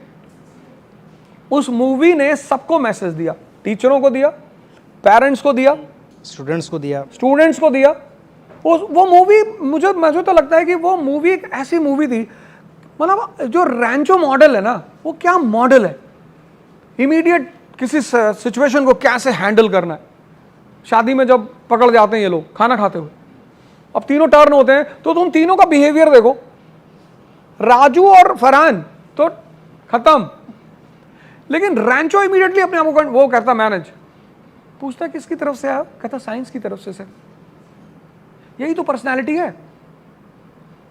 तो पेरेंट्स को चाहिए कि अवेयर होना चाहिए, अपने जो बच्चे हैं उनसे बैठ के बात करना चाहिए, काउंसलिंग करना चाहिए, कहाँ जाना चाहते हो। जैसे मेरा एक दोस्त है, तो उनका जो लड़का है वो जर्नलिज्म करना चाहता है, इधर इस फील्ड में आना। वो चाहते हैं नहीं तुम आईएएस ही बनो, और हमसे कह रहे थे कि इसको समझाओ। फिर मैंने उसको मैसेज किया कि देख मैं तुझे कुछ समझाऊंगा, तुम समझना मत। क्योंकि जहां हमारा दिल लगता है उसका आउटपुट ही कुछ अलग होता है। सब पूरी कंट्री आईएएस बन जाएगी, ये लोग इंसान नहीं है। कितना रिस्पॉन्सिबल जॉब कर रहे हैं, ये जॉब नहीं है। आपको हर चीज से अवगत करा रहे हैं, आपको समाज का आईना दिखा रहे हैं, चीजें डिस्कस कर रहे हैं, जिंदगी दांव पे लगा रहे हैं अपनी। तो सारे जॉब हैं, सारे वो होना है। माँ बाप को थोड़ा, अब 70s की जनरेशन नहीं है, अब जनरेशन एआई की है, और ये बात माँ बापों को एक्सेप्ट करना चाहिए। बच्चों से बैठना चाहिए, बोलना चाहिए, बात करना चाहिए। कभी कभी चूंकि बच्चों के जैसे तुम्हारे और मेरे बीच में किस बात का फ़र्क है, एक्सपीरियंस का। जैसे मैं लड़कियों को बोलता हूँ, जो लड़कियाँ हैं स्पेशली, उनको मैं बोलता हूँ, उनको मैं कहता हूँ कि देखो तुम लोग को आईएएस बनना चाहिए। लड़कियों को मैं बोलता हूँ कि तुम लोग को आईएएस बनना चाहिए। क्यों? क्योंकि पावर ही है जो तुम्हें इस कंट्री में रिस्पेक्ट दिलाएगी। ये अमेरिकन सोसाइटी नहीं है। यहां आदमी कैपिटलिस्ट हो गया है पर माइंडसेट उसका फ्यूडल ही है। वो चाहता है मेरी जो पड़ोस वाले की वाइफ है वो बिकनी में टहले और मेरी वाइफ। तो अगर तुमको इस कंट्री में इज्जत से जीना है तो तुम्हें पावर लेनी पड़ेगी। मतलब तुम्हें अगर लगता है कि मुझे ऐसा मैं कर ले जाऊंगी तो तुम्हें करना चाहिए। तो लड़कियों को मैं स्पेसिफिकली बोलता हूं कि तुम्हें करना चाहिए। और क्योंकि डाउरी है, अब आईपीएस से कौन डाउरी लेगा? ले लेते हैं सर, लेकिन यूपी बिहार में अब भी वो रिच जो फैमिलियां होती हैं वो अपने सम्मान में देती हैं। इंडिया में डाउरी तो है ही है, उसके पीछे रिच फादर्स भी बहुत जिम्मेदार हैं। वो इतना शो करते हैं अपनी बेटी की शादी में, दामाद को हेली चॉपर से बुला रहे हैं, तो वो बेचारा गरीब आदमी वो सोचता है चलो चॉपर से नहीं बुला पा रहे हैं तो रथ को चॉपर बनवा दे। तो ये चीज़ है, खुलना चाहिए जनरेशन को, इंटरमिक्स होना चाहिए, बात करना चाहिए। और वो प्रायोरिटी और पॉलिसी तो एकदम परमानेंट फार्मूला है। सर जैसा कि आपने बोला कि आप 2024 के चुनाव लड़ेंगे तो क्या मैंने बोला नहीं है, मैंने ऐसे तो क्या बदलाव सर आप देखना चाहते हैं अगले चुनाव के बाद? देखो मैं कुछ चीज़ें जिनमें जीवन में मैंने कभी बिलीव नहीं किया, उसमें से एक है वादा करना। वादा तोड़ने के लिए किया ही जाता है, लेकिन अगर गलती से मैं पार्लियामेंट में बैठ गया और दुर्भाग्य से कोई पद मेरे पास आ गया तो मैं इस देश की जिसमें सबसे ज़्यादा परिवर्तन करूंगा वो है एजुकेशन। एग्ज़ाम तो मैं ख़त्म ही कर दूंगा एकदम से कि कोई एग्ज़ाम नहीं होगा। इसका ये मैसेज तो नहीं है ना सर कि आप आम आदमी पार्टी की तरफ जा रहे हैं, वन नेशन जो बच्चों के ऊपर एक प्रेशर है मैं देखता हूँ नर्सरी के बच्चे, नर्सरी में क्या पता उसको आईएएस क्या होता है। सर ये हमारा लड़का आईएएस बनेगा, वो छोटा सा बच्चा वो मुझे ऐसे घूरता रहता है कि भाई तुम भी टॉर्चर करो। मैं कहता नहीं बेटा आ जाओ। और कहता क्या होता है अंकल आईएएस में? मैंने कहा शूटिंग सिखाते हैं, हॉर्स राइडिंग, मारना। अब मैं करूँगा प्रिपरेशन। तो मैं क्योंकि किसी भी समाज, परिवार, देश में जब भी बदलाव आया है तो वो एजुकेशन की वजह से आया। तो मेरा सारा ओरिएंटेशन होगा एजुकेशन पे।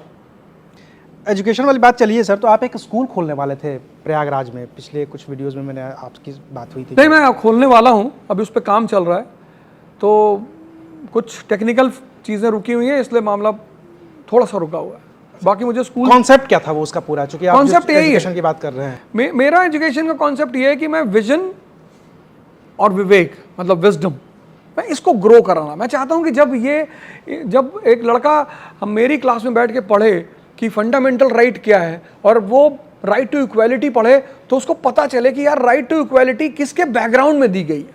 वो रटे नहीं, वो फ्यूडलिज्म का एक पिक्चर देखे। मैं उसके सामने अफगानिस्तान की फ़ोटो बनाऊंगा, फिर वहाँ के लोगों को दिखाऊंगा कि देखो अफगानिस्तान में इक्वालिटी बिफोर लॉ है। वो कहेगा नहीं है।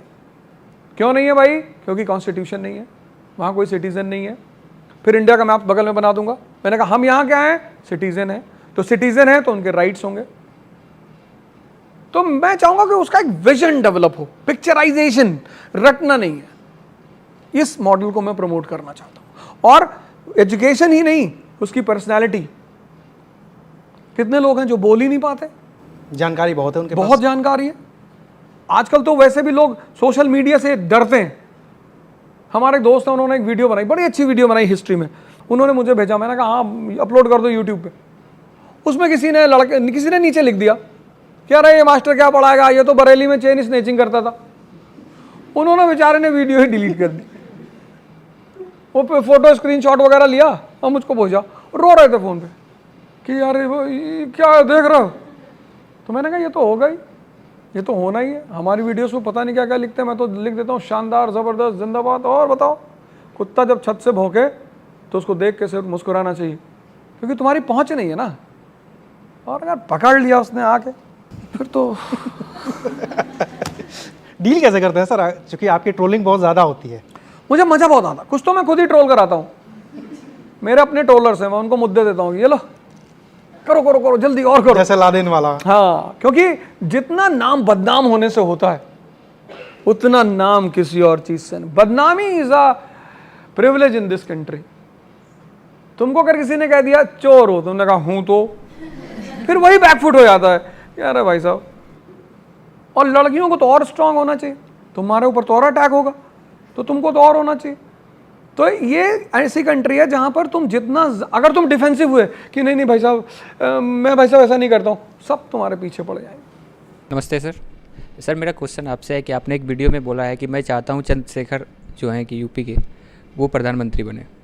तो खैर ये अगर वो प्रधानमंत्री बन जाएंगे तो फिर जो कश्मीर से कन्याकुमारी तक पैदल यात्रा कर रहे हैं, या कभी किसान के पास जा रहे हैं, या फिर कभी कूली बन जा रहे हैं, कहिए राहुल गांधी की बात। राहुल गांधी के बारे में ही मैं बात कर रहा हूँ, तो क्या ये उनके लिए नाइंसाफ़ी नहीं होगी?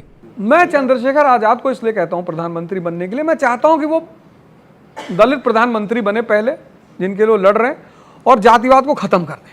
मैं उनसे ये आशा रखता हूँ। राहुल जी प्रधानमंत्री बनेंगे या नहीं बनेंगे वो इस देश की जनता डिसाइड करेगी कि भाई अब वो जनता है, वो तो देख ही रही है सब कि भाई इतना मेहनत कर रहे हैं, सब कुछ कर रहे हैं, तो कोई बात नहीं, वो तुम जनता के ऊपर छोड़ दो।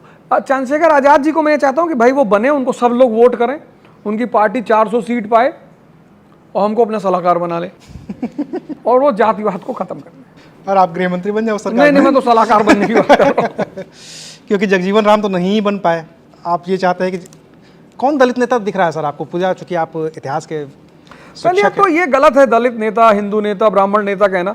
अब तो चूंकि हम उस दौर से गुजर रहे हैं इसलिए ऐसी बातें होती हैं। मेरी मानना ये है कि नेता का मतलब है कि जैसे गांधी जी जब कोई मुद्दा बनाते हैं, सॉल्ट सत्याग्रह 1930 राउंड टेबल कॉन्फ्रेंस होने जा रही लंदन में, अंबेडकर जी, मालवीय जी सब वहाँ मौजूद हैं, रैमसे मैकडोनल्ड प्राइम मिनिस्टर है, बुलाता है वो इन लोगों को बुलाता है, सारे लीडरों को, कहता है यार अगर गांधी जी को ना बुलाएं तो कुछ बुरा तो नहीं होगा? अरे बोले बाबूजी कोई बुरा नहीं होगा, ये अंबेडकर साहब 30% लोग इनके फॉलोवर हैं, बोले ये मालवीय 30% इनके, बोले ये जिन्ना साहब 30% इनके, बोले 90% के फॉलोवर तो यहीं पे हैं। तो गवर्नमेंट ने कहा कोई बात नहीं, कोई कांग्रेस से बात नहीं करेगा, खत्म। तो फर्स्ट राउंड टेबल कॉन्फ्रेंस में कांग्रेस नहीं गई। और गांधी जी ने क्या मुद्दा उठाया? नमक सत्याग्रह। अब नमक मुसलमान थोड़ी कह सकता है कि सफेद है भैया, सफेद जन्नत में उसके एक्सेप्टेबल नहीं है भैया। नमक तो एक ऐसी कमोडिटी है जिसको औरत को तो कम से कम खाना ही है, क्योंकि ज़्यादातर महिलाएं लो बीपी का शिकायत होती है। इसको बोलते हैं लीडरशिप। हर आदमी तुमसे जुड़ा हुआ है, हर आदमी को लगता है कि तुम मेरे कॉज के लिए, तुम जनता के लिए लड़ रहे हो, देश के लिए लड़ रहे हो। बाकी तो जंगल में ऐसा होता है कि ये शेरों के राजा, ये हिरनों के राजा, ये भेड़ों के राजा हैं। डेमोक्रेसी में, नेशन में ये थोड़ी होता है। वहाँ तो एक लीडरशिप होती है with a goal, mission, objective. Sir मेरा सवाल ये है कि इधर बीच एक टॉपिक चल रहा है अखंड भारत का, तो सर क्या आपको लगता है फिर से एक बार अखंड भारत हो पाएगा, ये पॉसिबल है, या फिर ये सिर्फ बातें बन के रह जाएंगी? नहीं नहीं, एकदम पॉसिबल है, बिल्कुल पॉसिबल है, क्योंकि हमारा अखंड भारत का मतलब ये है सिल्क रूट पे कब्जा। देखो अखंड भारत यहाँ पे एक वर्बल कॉन्सेप्ट नहीं है, बड़ा प्यारा concept. Route ABC, northern path पूरा, फिर silk route China, Iran, Saudi Arabia, Europe, फिर ये नॉर्दर्न पाथ तक्षशिला से लेकर पूरा बांग्लादेश। तो अगर तक्षशिला से लेकर बांग्लादेश तक हमारा पूरा एरिया बन गया, कॉरिडोर बन गया, तो साउथ चाइना सी फिर हमारा रहेगा, वो इंडो चाइना में हम बैठेंगे, वो पूरी बेल्ट जो है पैसिफिक की वो हमारे पास रहेगी। तो ये इकोनॉमिक कॉन्सेप्ट है बेसिकली, आम जनता उसे नहीं समझ पाती। चाइना क्या कर रहा है? CPEC क्या है? China Pakistan economic corridor, silk route पे कब्जा ही तो है। और अगर सिल्क रूट पे चाइना कब्जा हो गया तो हम तो एनर्जी से स्टार्व हो जाएंगे, और अगर हम एनर्जी के लिए स्टार्व्ड हुए तो फिर हम तो उसकी मर्जी पे आ जाएंगे, हम तो उसके डिपेंडेंट हो जाएंगे। तो अखंड Bharat is a very good concept regarding economic empowerment of this country.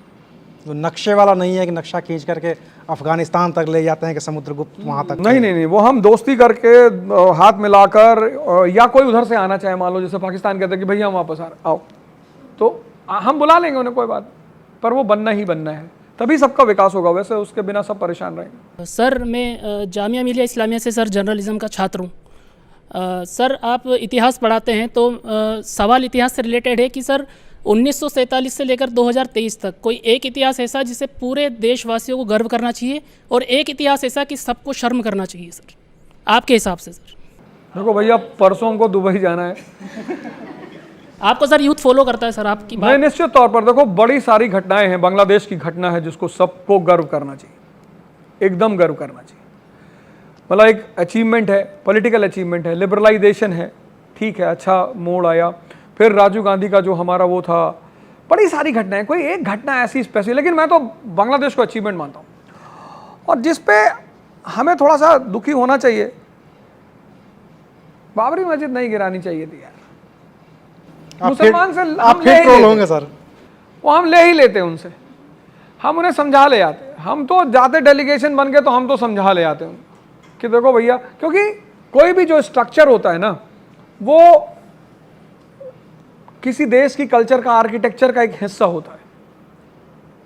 Supreme court ने हिंदू के पक्ष में निर्णय दे ही दिया था, तो वो जबरदस्ती नहीं करनी चाहिए थी, वेट करना था हमें कि रुक जाते। जब फाइनली निर्णय, सारा साक्ष्य, सारा एविडेंस, सारा सबूत हिंदुओं के पक्ष में था, मिला उन्हें कि नहीं मिला, तो अगर नहीं गिराते तो कितना अच्छा होता।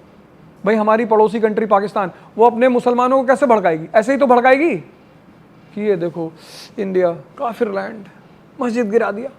ये मौका दिया हमने उन्हें करने का। कितने दंगे हुए, मुंबई तक उसकी पूरी आंच पहुंची थी, ठीक है ना, धमाके तो हुए, नहीं सारी करना चीज़ें चाहिए हुई। था वो, ऐसा मुझे लगता है कि नहीं करना चाहिए। सर मैं ये पूछना चाहती हूँ, जैसे अभी हमारे करियर की स्टार्टिंग हुई है, तो काफ़ी मेरे दोस्त और मैं भी, हम ऐसे हैं जो अभी डिसाइड नहीं कर पाए कि हमें कहाँ जाना है। जैसे अगर कोई एग्ज़ाम भी तैयार, कहीं जा रहे हो घूमने? नहीं, अच्छा, मतलब कौन सी फील्ड में जाना है, कौन सा, फील्ड मतलब में, अच्छा, कौन अपना सी करियर डिसाइड नहीं कर पाए, मतलब कंफ्यूज हैं, काफ़ी चीज़ें एक्सप्लोर करना चाहते हैं। ना ना, अच्छा हाँ ठीक, तो कर लो। हाँ, तो यही सवाल है। तो कुछ लोग कहते हैं कि नहीं, पहले मतलब डिसाइड कर लो कि क्या करना है और उसी पाथ में चलो।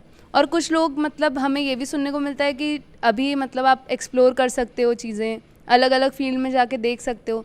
तो आप अपने एक्सपीरियंस से क्या बोलेंगे कि एक चीज़ पे रहें या फिर सब? अक्षय कुमार, शाहरुख खान, आमिर खान, अजय देवगन, ऐसे 4 लड़के तुम्हारे सामने बिठा दिए जाए तो तुम किसको चुनोगे? कंफ्यूज होगी कि नहीं होगी? बस ये तुम लोहरी जनरेशन की प्रॉब्लम है। उसको कभी लगता है कि यार ये चीज़ बहुत अच्छी है, मतलब किसी ने 4 बातें आईएएस की बता दी तो तुमको लगता है ऐसा होता है, और सिंघम और कैप और गाड़ी और बत्ती, तुम्हें लगता है आईएएस बनना है। ये जो तुमने इतने सारे ऑप्शंस तो तुम खेलते हो, जैसे मैं लोगों को मना करता हूँ पहले, ये लड़की देखने जाना नहीं चाहिए, लेकिन अगर जाओ तो अकेले जाओ, क्योंकि जहां तुम 5 लोगों को लड़की लेके देखने गए, तुम्हारी शादी नहीं होगी कभी। कोई ना कोई बोल देगा आंख बहुत छोटी है, अरे तेरी भैंस जैसी आंखें हैं तो उससे थोड़ी शादी करनी है। तुम कंफ्यूज नहीं हो, तुमने बड़े सारे ऑप्शंस खोल दिए। तो जब तुम कभी आईएएस देखते हो उधर भाग जाते हो, जैसे कोई तुम्हें मिल गया आईएएस को सपोर्ट करने वाला तो तुम उधर भाग जाते हो, कोई जर्नलिज्म को सपोर्ट करने वाला तुम उधर भाग जाते हो, कोई एमबीए को सब, ये हो रहा है तुम्हारे साथ। तो अब तुम एक काम करो, और तुम्हें क्या है, खतरा हर जगह है, ऐसी कोई जगह ही नहीं जहां खतरा नहीं है। तो एक बार तुम भागते हो उसका प्रॉफिट देके, फिर जब तुम उसकी चैलेंज देखते हो पीछे चले आते हो, बस यहीं ड्विंडल हो रहा हो। तुम एक डिसीजन लो कि मेरा इंटरेस्ट क्या है, मेरी हॉबी क्या है, मेरी थॉट क्या है, ओरिएंटेशन क्या है, फिर एक डिसीजन लो। माँ बाप के साथ बैठो, तुम्हारे सीनियर्स हैं, टीचर्स हैं, उनके साथ बैठो। वो भी खासकर अर्जुन की, जो लोग कृष्ण की तरह हैं, राय सबसे नहीं लेनी चाहिए। राय हमेशा उस आदमी से लेना चाहिए जिसका इंटरेस्ट तुम्हारे इंटरेस्ट से अटैच है, वो तुम्हें अच्छा राय देगा। तो उसमें माँ बाप का पहला स्थान होता है। या मान लो कोई तुम्हारा दोस्त है जो तुम्हें लगा कि यार इसने मुझे जब भी राय दी अच्छी दी, ऐसे बात करके और एक चीज़ फाइनलाइज कर लो और फिर उसको करो। सर मेरा नाम सरवर रज़ा। सर आप जैसे सभी को बच्चों को प्रिपरेशन कराते हैं, ये सब कराते हैं, वो छोटे छोटे शहर से आते हैं। अभी कोटा में बच्चे आत्महत्या कर रहे हैं, तो इसका क्या कारण है? वो बच्चे प्रेशर कंपटीशन को लेकर है या फिर परिवार की तरफ से वैसा प्रेशर आ रहा, या वो तैयारी नहीं कर पा रहे? नहीं ऐसा नहीं है, इशू बड़ा है सर, बहुत बड़ा इशू, बहुत बड़ा इशू है। उसमें देखो कई बातें हैं। एक तो हमने रटने वाली पढ़ाई पढ़ी है, हमारी जो एजुकेशन सिस्टम है वो रटने वाली है। रटने वाली पढ़ाई बहुत डिप्रेशन पैदा करती है, बहुत। ये जो पूरा जो कॉन्सेप्ट है रटने वाला, ये कॉन्सेप्ट ही खराब है। तो एक तो ज्यादातर लोग उस मॉडल से पढ़कर आए।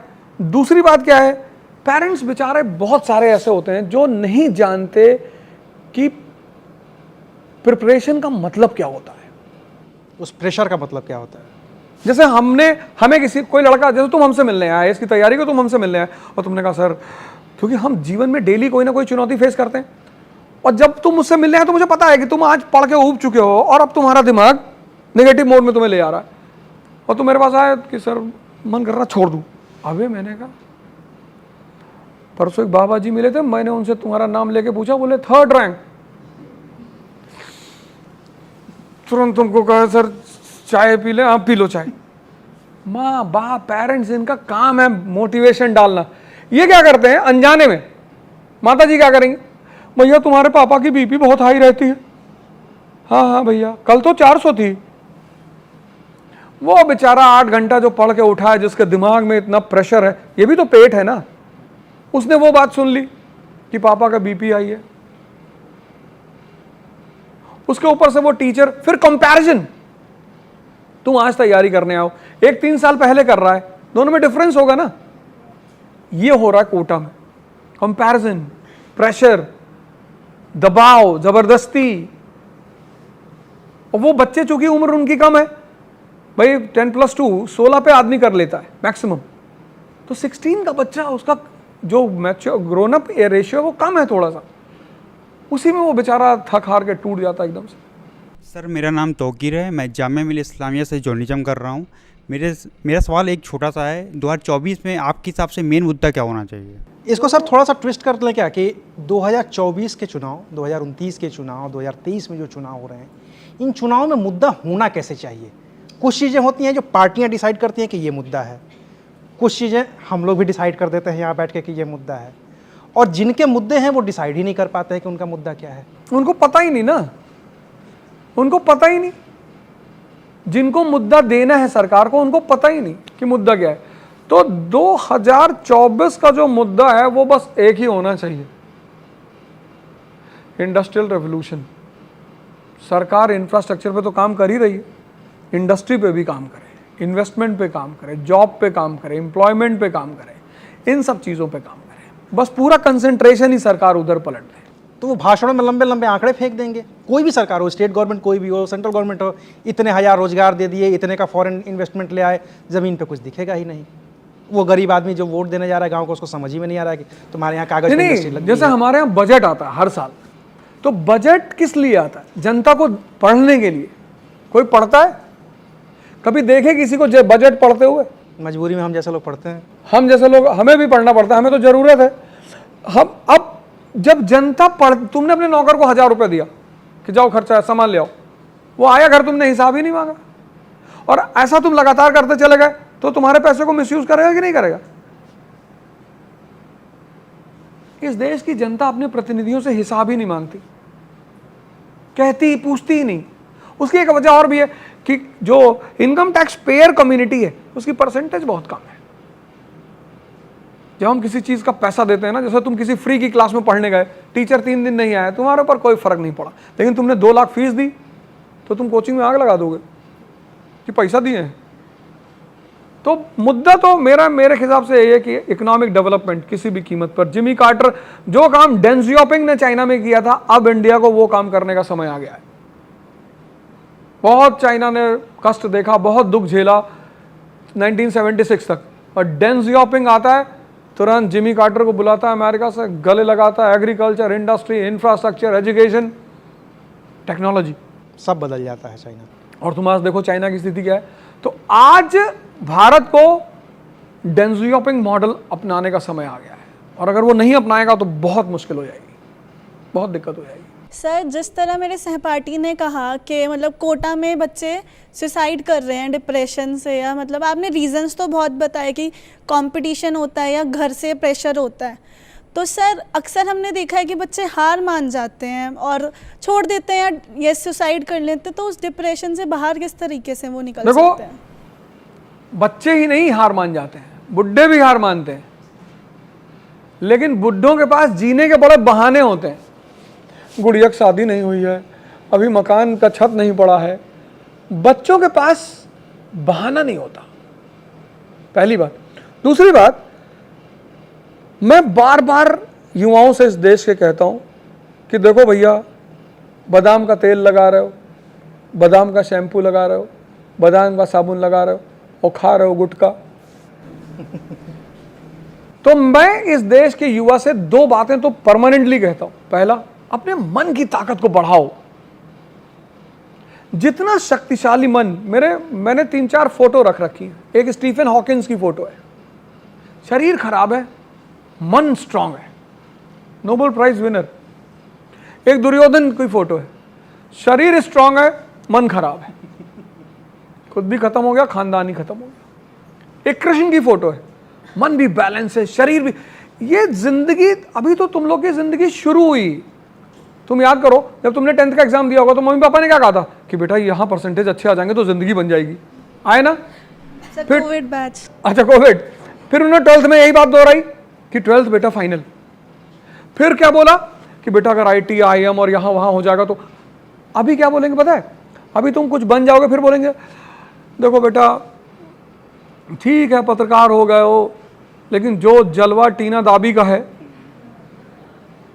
जलवा तो, और तुम तो शेर खान हो फैमिली की, फिर तुम्हें एक चार्ज दे दिया। ऐसे जिंदगी हर कदम पे तुम्हें एक बार लालच देगी, एक तरफ चुनौती देगी और आगे बढ़ाती रहेगी। At the end of the day तुमको जाके पता चलेगा कि सब ने बेवकूफ़ बनाया। मतलब जब हम ट्रॉल होते हैं, अब जब ट्रॉलिंग होती है या लोग बहुत समाज है ना, तो तुम्हें कोई कुछ भी बोल सकता है, उनको राइट है। तो हमारे बड़े सारे कोलीग्स डर जाते हैं। अभी मैंने तुम्हें बताया, हमको तो जब पहली बार में ट्रॉल हुआ 2 बजे रात में फ़ोन आया और फ़ोन करते ही अगले ने गाली देना शुरू कर दिया। हमें लगा ये कहाँ मिल गया यार। फ़ोन वोन बंद किया ना, मुंह धुला अपना, फ्रेश व्रेश हुए, फिर आए, फिर घंटी बजी, फिर मैंने उठाया। फिर तो जो पलट के मैंने देना शुरू किया, फिर वो मुझसे कहने लगा भाई साहब देखो आप गलत भी करते हो, बदतमीजी भी करते हो। फिर वो भाई साहब पे आ गया, हमसे कह रहा था ये कट डालेंगे, मार डालेंगे, ये कट डालेंगे। हम कहते ना काटेंगे ना तुमको, मैं एक्सीडेंटल टीचर हूँ। मेरे साथ वो हिसाब किताब नहीं कि मुझसे बाबूजी गलती हो गई। अरे कोई गलती नहीं, जो कर रहे हैं वो सही है और बदतमीजी मत करना। तो मैंने ये देखा कि जिंदगी में हर कदम पे तुम्हें लड़ना होता है। तो जब हर कदम पे, और हर आदमी को लड़ना है, ऐसा नहीं किसी को, सबको, तो जब लड़ना है तो शक्ति पैदा कर लो। मेरी बेटी थी, हॉस्पिटल में एडमिट थी, सिरिंज लगा हुआ था। उस वक्त ऐसा लगता है कि मार डालो डॉक्टर को। अब डॉक्टर भी बेचारा क्या करे, अब वो सिरिंज निकाला डॉक्टर ने और फिर 1-2 घंटे बाद लगाया तो ब्लड का फ्लो हुआ, तो बेचारी ऐसे खड़ी हो गई। मुझे लगा कि अरे ये जिंदगी हर कदम पर संघर्ष है, हर कदम पर। उससे तुम तभी जीतोगे जब तुम्हारा मन और तुम्हारी शरीर दोनों मजबूत हो। तो दो काम मेरी तरफ से करो। एक तो टिम रो की योग निद्रा डाउनलोड कर लो, बहुत प्यारी चीज है। और दूसरा सूर्य नमस्कार। बस 2 काम, 1 घंटा अपने आप को दो। और अगली बार हमारी तुम्हारी मुलाकात BBC के चैनल पे होगी। आपसे बात हो और मिर्ज़ापुर वाले गुड्डू भैया, अखंडानंद त्रिपाठी, इन कैरेक्टर्स का जिक्र ना हो तो मुझे लगता है कि वो बात पूरी हो नहीं पाएगी कंप्लीट। मैं इन अखंडानंद त्रिपाठी या गुड्डू भैया ये बहाना है। जो बेसिक मकसद मेरा ये है कि आप व्यक्तिगत तौर पे खाली समय में सिनेमा देखते हैं, किताबें पढ़ते हैं और सिनेमा के कथानकों को किताबों की कहानियों के ज़रिए कैसे रिलेट करते हैं और कैसे पढ़ाते हैं। क्योंकि जब मैं आपका एक वीडियो देख रहा था, आप ये कह रहे हैं कि जो गुड्डू भैया है वो कभी UPSC ही नहीं निकाल पाएगा। बहुत सारे कैरेक्टर होते हैं गुड्डू भैया की तरह। मतलब जिस तरीके से आपने उसकी समीक्षा की थी उस पूरे मिर्ज़ापुर वेब सीरीज़ की, यहाँ पे बहुत सारे फिल्म पत्रकार भी हैं, वो भी ऐसा नहीं कर पाए थे। नहीं, ऐसा है कि पर्सनैलिटी जितनी बड़ी होती है उसका पद भी उतना बड़ा होता है। जैसे जब तुम वो सीन देखो जब उसको मार रहे हैं ललित को, कितना बेवकूफ आदमी है, फर्जी क्यों किसी के पीछे लगे हो, कितना कमाती हो, मिर्जापुर आओ, सैलरी गुड्डू भैया से कह, उससे मुन्ना भैया से कह के बढ़वा देंगे, क्यों बदतमीजी कर रहे हो एक महिला से। अब मुन्ना उस वक्त इरिटेट होता है, लेकिन अखंडानंद इरिटेट नहीं होता। नहीं पूछिए पूछिए पूछिए, कहता नहीं हो गया। उसको पता है इसको बलि चढ़ाने लाए, इसकी अंतिम इच्छा पूरी होनी चाहिए। और जब वो वहाँ CM के सामने बैठा हुआ है तो तुम सारे कैरेक्टर का एक बार चेहरा देखो जब उसकी किलिंग हो रही है। सिर्फ अखंडानंद है जो कूल काम एंड क्वाइट बैठा। इवन CM इम्पेशेंट हो जाता है, उसके चेहरे पे तुम देखोगे ऐसे ऐसे उंगली करता रहता है, उसका PS अनरेस्ट में आ जाता है। मुन्ना भैया तो उनका दोस्त मर रहा है तो वो मानी सी बात। जिसकी इतनी गहरी पर्सनैलिटी हो, इतना खतरनाक पर्सनैलिटी, फिर तुम देखो जब उसकी फैक्ट्री में आग लगा देते हैं। जो आदमी अपने नुकसान को अपने फायदे में बदल लेता हो, यहां लोग अपने फायदे को फायदे में नहीं बदल पाते, दोस्तों से झगड़ा कर लेते हैं, जिसके ऐसे सिम्टम्स हो, ऐसे जो आदमी अपनी बीमारी किसी और को बता दे, शर्मा से क्या शर्माना, कह रहा ये अब्दुल को परेशानी है, अब्दुल भी टेंशन में, मकबूल, हाँ मकबूल भी बेचारा टेंशन में आता। तो मैं वहां रीड करता हूं कि देखो ये पर्सनैलिटी बड़े बड़े अचीवमेंट्स दिलाती है, कूल, काम, शांत, क्योंकि तुम्हारा मन कृष्ण को कहां गुस्सा आता है, तुम पूरी महाभारत उठा के देखो, एक दो बार शिशुपाल को मारते हैं वो भी मुस्कुराते हुए। तुम शिशुपाल वाली सीन देखो, क्लिपिंग पड़ी हुई है, बलराम गुस्से में आ जाते हैं, युधिष्ठिर गुस्से में आ जाते हैं, अर्जुन गुस्से, कृष्ण मुस्कुरा रहे हैं। फिर उसकी जब 98 गालियां हो जाती हैं तो उसको टोकते भी हैं कि भैया 98, कहता मैं 100 दूंगा, फिर चक्र निकालते, मुस्कुरा रहे हैं। तुम इमेजिन कर सकते हो कि तुम किसी की हत्या कर रहे हो मुस्कुराते हुए? तुमने तो मूवी में देखा होगा, गुस्से में फ्लैशबैक में जाते हुए, क्या कैरेक्टर है कृष्ण का, शांत, किसी भी परिस्थिति में शांत। वो कैरेक्टर हर आदमी का हो ही नहीं सकता। कितनी जल्दी लोग पैनिक करते हैं जब भूकंप आता है, तब देखो,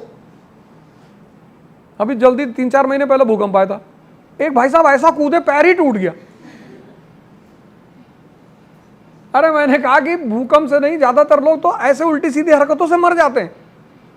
लिफ्ट बंद हो जाती है, लोग अरे भैया लिफ्ट बंद हो गई, आप गए हैं। अभी मैं लिफ्ट से उतर रहा था, हम थे, हमारी वाइफ थी, सब बोले घुटन महसूस हो रही है, हमने कहा आप गए सब। जॉनसन एंड जॉनसन अब नई टाइप की लिफ्टें बनाता है, अब तो वेंटिलेटर्स वगैरह बनाते हैं, ऐसा कैसा क्या होता है। तो वो जब मैं चीजें वॉच करता हूँ, देखता हूँ, जैसे मैंने रैंचो को देखा, क्या आदमी है। अब उसको एक नजर से कोई देखे तो वो पढ़ने वाला स्टूडेंट नहीं लगता, लेकिन वो समझने वाला है, पिक्चराइजेशन टॉप करता है, और सिर्फ पढ़ता नहीं, नॉलेज को अप्लाई करता है। रैगिंग वाली सीन देखो, तो जो अपनी नॉलेज को यूज करता है, जो अपने पर्सनालिटी को गार्डन में बैठ के नहा रहा है, जिससे उसके टीचर तक को इन्फीरियरिटी महसूस होती है। वो लास्ट में कहता नहीं वायरस कि ये पेन तुम्हारे लिए है, जिसको किसी से ईर्ष्या ही नहीं है। तुम उसको देखो, वो जो चतुर्लिंगम है, ईर्ष्या ही नहीं है, कहता मेरा पेन तो तुम ले गई यार, कहता पेन, लास्ट में उसको फोन करता है फुंगसुक वांगड़ू। तो मैं सोचता हूँ, मैं जब पिक्चराइज करता हूँ उन कैरेक्टर्स को, मैं इमेजिन करता हूँ कि यार आईएएस ऐसा होता है, ऐसा होता है, ऐसा होता है, तो मुझे वहाँ से थीम्स, और अच्छा उससे मुझे स्टूडेंट को समझाने में बड़ा आसानी होती है।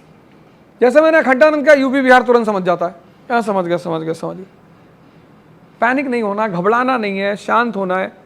सर सवाल यह है कि जैसे कहा जाता है कि अगला जो विश्व युद्ध होगा वो इंफॉर्मेशन और नैरेटिव के बेसिस पे लड़ा जाएगा, तो दुनिया भर की जितनी भी सरकारें हैं उनकी कोशिश रहती है कि जितना हम इंफॉर्मेशन दे रहे हैं लोग उतना ही कंज्यूम करें। तो जब आप पढ़ाते हैं तो आप इस चीज़ का ध्यान रखते हैं या आपको एक डर रहता है कि मुझे कहीं राइट विंग लेफ्ट विंग वाला लेबल ना मिल जाए, ऐसा कुछ ना हो जाए? वो तो ऑलरेडी मिल ही चुका है, पर चूंकि मैं दोनों पक्ष से बोलता हूँ इसलिए आज तक लोग कंफ्यूज हैं कि ये है किस विंग का। फिर मैंने कहा ना कि मुझे तो सुमित सरकार पढ़ानी है, क्योंकि वो भी डेवलपमेंट हो रहा है, विपिन चंद्रा भी पढ़ानी है। तो मेरे वीडियो से वो विंग वाली बात नहीं निकालते, वो मेरे वीडियो से कंट्रोवर्शियल पॉइंट्स निकालते। वो तो चंखे निकालेंगे ना, सिर्फ एक लाइन, वो पढ़ाने वाले मुद्दा नहीं निकालते। वो जो कंट्रोवर्शियल मेरे स्टेटमेंट्स, जैसे मैंने कह दिया कि भाई बाबरी मस्जिद नहीं गिरानी चाहिए, उसको अब निकाल लेंगे, गिलानी फील हो रहा है इसको, ये सब करते हैं। मुसलमानों के मसीहा बन रहे हैं, मुसलमानों के मसीहा बन रहे हैं, रामपुर से चुनाव लड़ेंगे। पर अगर हम नहीं बोलेंगे मुसलमानों की तरफ से, तो वो असफाकुल्ला खान जैसे लोग, वो एपीजे कलाम जैसे लोग, वो अब्दुल हमीद जैसे लोग, वो सिराज जो बॉलर है, इंडियन बॉलर, तो अगर वो मुझे सुनेगा तो उसको लगेगा कि यार मेरा ये हिंदू भाई हमारी तरफ से बोलता है, तभी तो इंटीग्रिटी बनेगी, तभी तो इंटीग्रिटी बनेगी, तभी तो उसको लगेगा कि नहीं यार हम इस देश में अकेले नहीं हैं, हमारी तरफ से भी बोलने वाले लोग हैं, इसलिए मैं बोलता हूँ। हेलो सर, मेरा नाम आकांक्षा है। मेरा क्वेश्चन आपसे रिजर्वेशन पर है। मतलब आप जैसे बोलते हैं यूपीएससी के भी स्टूडेंट होते हैं और बहुत सारे पीछे बैकग्राउंड से स्टूडेंट आते हैं, तो उसमें रिजर्वेशन क्यों दी जाती है स्टूडेंट को? रिजर्वेशन के खिलाफ नहीं बोल रही हूँ, बट एक चीज़ होती है ना कि जब स्टूडेंट को आप ट्रीट कर रहे हो तो सारे स्टूडेंट को इक्वल ट्रीट करो। आप किसी को 50% रिजर्वेशन दे रहे हो और किसी को 10% रिजर्वेशन भी नहीं मिल रही है। दोनों स्टूडेंट एक ही चीज़ की तैयारी कर रही है। मैं भी यूपीएससी की तैयारी कर रही हूँ, मेरी फ्रेंड भी यूपीएससी की तैयारी कर रही है। उसकी 60% में सिलेक्शन हो रही है और मेरी 80% में सिलेक्शन नहीं हो रही है। तो इसके पीछे क्या रीज़न है और क्यों इतनी रिजर्वेशन को इतनी रिजर्वेशन दो आप, मैं मना नहीं कर रही हूँ गवर्नमेंट से कि रिजर्वेशन आप मत दो, बट ऐसा एजुकेशन बेसिस पे मत दो। अगर आपको ट्रीट करना है तो सारे स्टूडेंट को इक्वली ट्रीट करो। चलो खैर, ये बात तो मैं तुम्हारी पहुंचाऊंगा संसद तक, लेकिन मैं एक सॉल्यूशन हमेशा बोलता हूँ, जिसको भी चाहिए कि रिजर्वेशन ख़त्म हो जाए या इकोनॉमिक बेसिस पे हो जाए, उसको कास्ट सिस्टम के खिलाफ आवाज़ उठानी चाहिए। बहुत सिंपल तरीका है रिजर्वेशन ख़त्म करने का। जिस दिन अपर कास्ट इंडिया का कास्ट सिस्टम के खिलाफ खड़ा हो जाएगा ना, लोअर कास्ट रिजर्वेशन छोड़ देगा, कहेगा जाओ ठीक।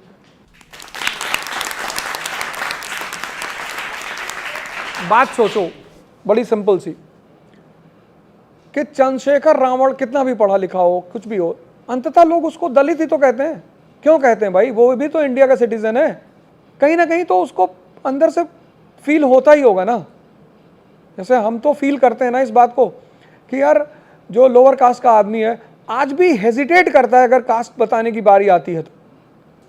मेरे कई सारे फ्रेंड्स हैं, जब कभी कभी हम ऐसे समाज में पढ़ते हैं, ऐसी जगह पढ़ते हैं जहाँ लोग ज़बरदस्ती कास्ट पूछते हैं, यार तुमने बता दिया मेरा नाम आकांक्षा है, तो कुछ लोग फिर वहाँ पे रुकते नहीं। आकांक्षा, अच्छा तुम्हारे पिता का नाम कुलदीप? नहीं नहीं, पूरा नाम क्या है? तो वहाँ पर वो आदमी आज भी फील करता है अपना कास्ट बताने में। तो जब इंडिया एक नेशन है, हम उसके सिटीजन हैं, हम सब इंडियंस हैं, तो कास्ट सिस्टम के खिलाफ आवाज़ उठाने में क्या आ जाता है? जहाँ कास्ट सिस्टम खत्म, कास्ट बेस्ड रिजर्वेशन खत्म, इकोनॉमिक बेस्ड रिजर्वेशन में सब आ जाएंगे, हो गया सॉल्यूशन। हेलो सर, मेरा नाम दीपांशी है। मेरा सवाल आपसे ये था कि जैसे कि मेरे पेरेंट्स हैं, मेरे भाई, elder brothers, they all are in different fields. तो वो लोग कहते हैं कि मेरा जो भाई है वो कहता है कि मेरे को यूपीएससी की तैयारी करनी है, तो मम्मा पापा या फिर मेरे रिलेटिव्स कहते हैं कि पढ़ाई के साथ करो, मतलब बैचलर्स के साथ साथ या मास्टर्स के साथ साथ आप अपनी यूपीएससी की तैयारी करो। कुछ लोग सजेस्ट करते हैं कि आप यूपीएससी की तैयारी अपनी ग्रेजुएशन या मास्टर्स होने के बाद करो। लाइक इसमें which is the better way, मतलब कौन सा अच्छा तरीका है, मतलब जहाँ पे इंसान कॉन्सेंट्रेट करके पढ़ सकता है, या फिर वो अपने मास्टर्स के साथ साथ यूपीएससी पे भी कॉन्सेंट्रेट कर सकता है, या फिर उसको थोड़ी प्रॉब्लम्स फेस करनी पड़ेंगी? सिंपल ये है कि यूपीएससी की तैयारी कब करनी चाहिए। अगर 10th के बाद ह्यूमैनिटीज़ छोड़ दी है तो ग्रेजुएशन में करनी चाहिए, क्योंकि 3 साल का समय है, तो तुम्हारा फाउंडेशन बहुत अच्छा हो जाएगा। तुम्हें पता होगा लैटिट्यूड क्या है, लॉन्गिट्यूड, इनर्शिया, एक्सेलरेशन, ये सब शब्द तुम्हें पता होंगे। सुल्तान का मतलब क्या होता है, बादशाह का मतलब क्या होता है, ये सब तुम्हें पता हो जाएगा। फिर जब तुम कोचिंग में बैठोगे ना, तो तुम ब्लैंक नहीं होगे। फाउंडेशन तुम्हारे पास होगा, बेस तुम्हारे पास होगा, तो कोचिंग से तुम कनेक्ट करोगे। तो 2 साल तुमने बेस तैयार कर लिया और लास्ट ईयर में तुमने कोचिंग ज्वाइन कर ली, तो 3rd ईयर तुम्हारा कंप्लीट हुआ, कोई एक्सर्शन नहीं, कोई बर्डन नहीं, तुम्हारी तैयारी पूरी हो गई। तुम कॉलेज से बाहर निकले, तुमने 1 साल जमकर प्रैक्टिस की मेंस और प्रीलिम्स की, और फिर जाके पहला अटेम्प्ट दे दो। और अगर बच्चा कॉमर्स बैकग्राउंड से हो तो भी कर रहे। ह्यूमैनिटीज जिसने नहीं पढ़ी है उसे ग्रेजुएशन से करनी चाहिए। सर जाते जाते आखिरी सवाल एक आपसे, और वो जुड़ा है सिनेमा से। क्योंकि हमारे जितने भी आइडियल होते हैं, जो भी हमारे रोल मॉडल्स होते हैं, हम उनको कहीं ना कहीं अपने सिनेमा में देखना चाहते हैं, या सिनेमा के जरिए हम अपने आइडियल्स बना लेते हैं, या जो हमारे आइडियल होते हैं उनको हम सिनेमा में देख लेते हैं। क्रिकेटर्स के धोनी होंगे तो उस पर फिल्म आ गई। एक टीचर थे आनंद कुमार हैं, हाँ, सुपर 30 वाले, बिल्कुल, उन पर भी एक फिल्म आ गई, कैरेक्टर किया ऋतिक रोशन ने। आप भी बहुत सारे लोगों के रोल मॉडल हैं, आप पे फिल्म आएगी तो आपका कैरेक्टर कौन करेगा? पंकज त्रिपाठी एसेंट है ना, एसेंट है। और फिर वो जो फिजिकल मूवमेंट है ना, आंखों का, बॉडी एक्शंस जो हैं, वो काफ़ी कुछ मुझे लगता है कि बहुत कुछ मेल खाता है। तो मुझे लगता है राइट आदमी रहेंगे। तो मैम भी बैठी हुई हैं, उनका भी वो बता दीजिए। उनका बता के झगड़ा थोड़ी करना है।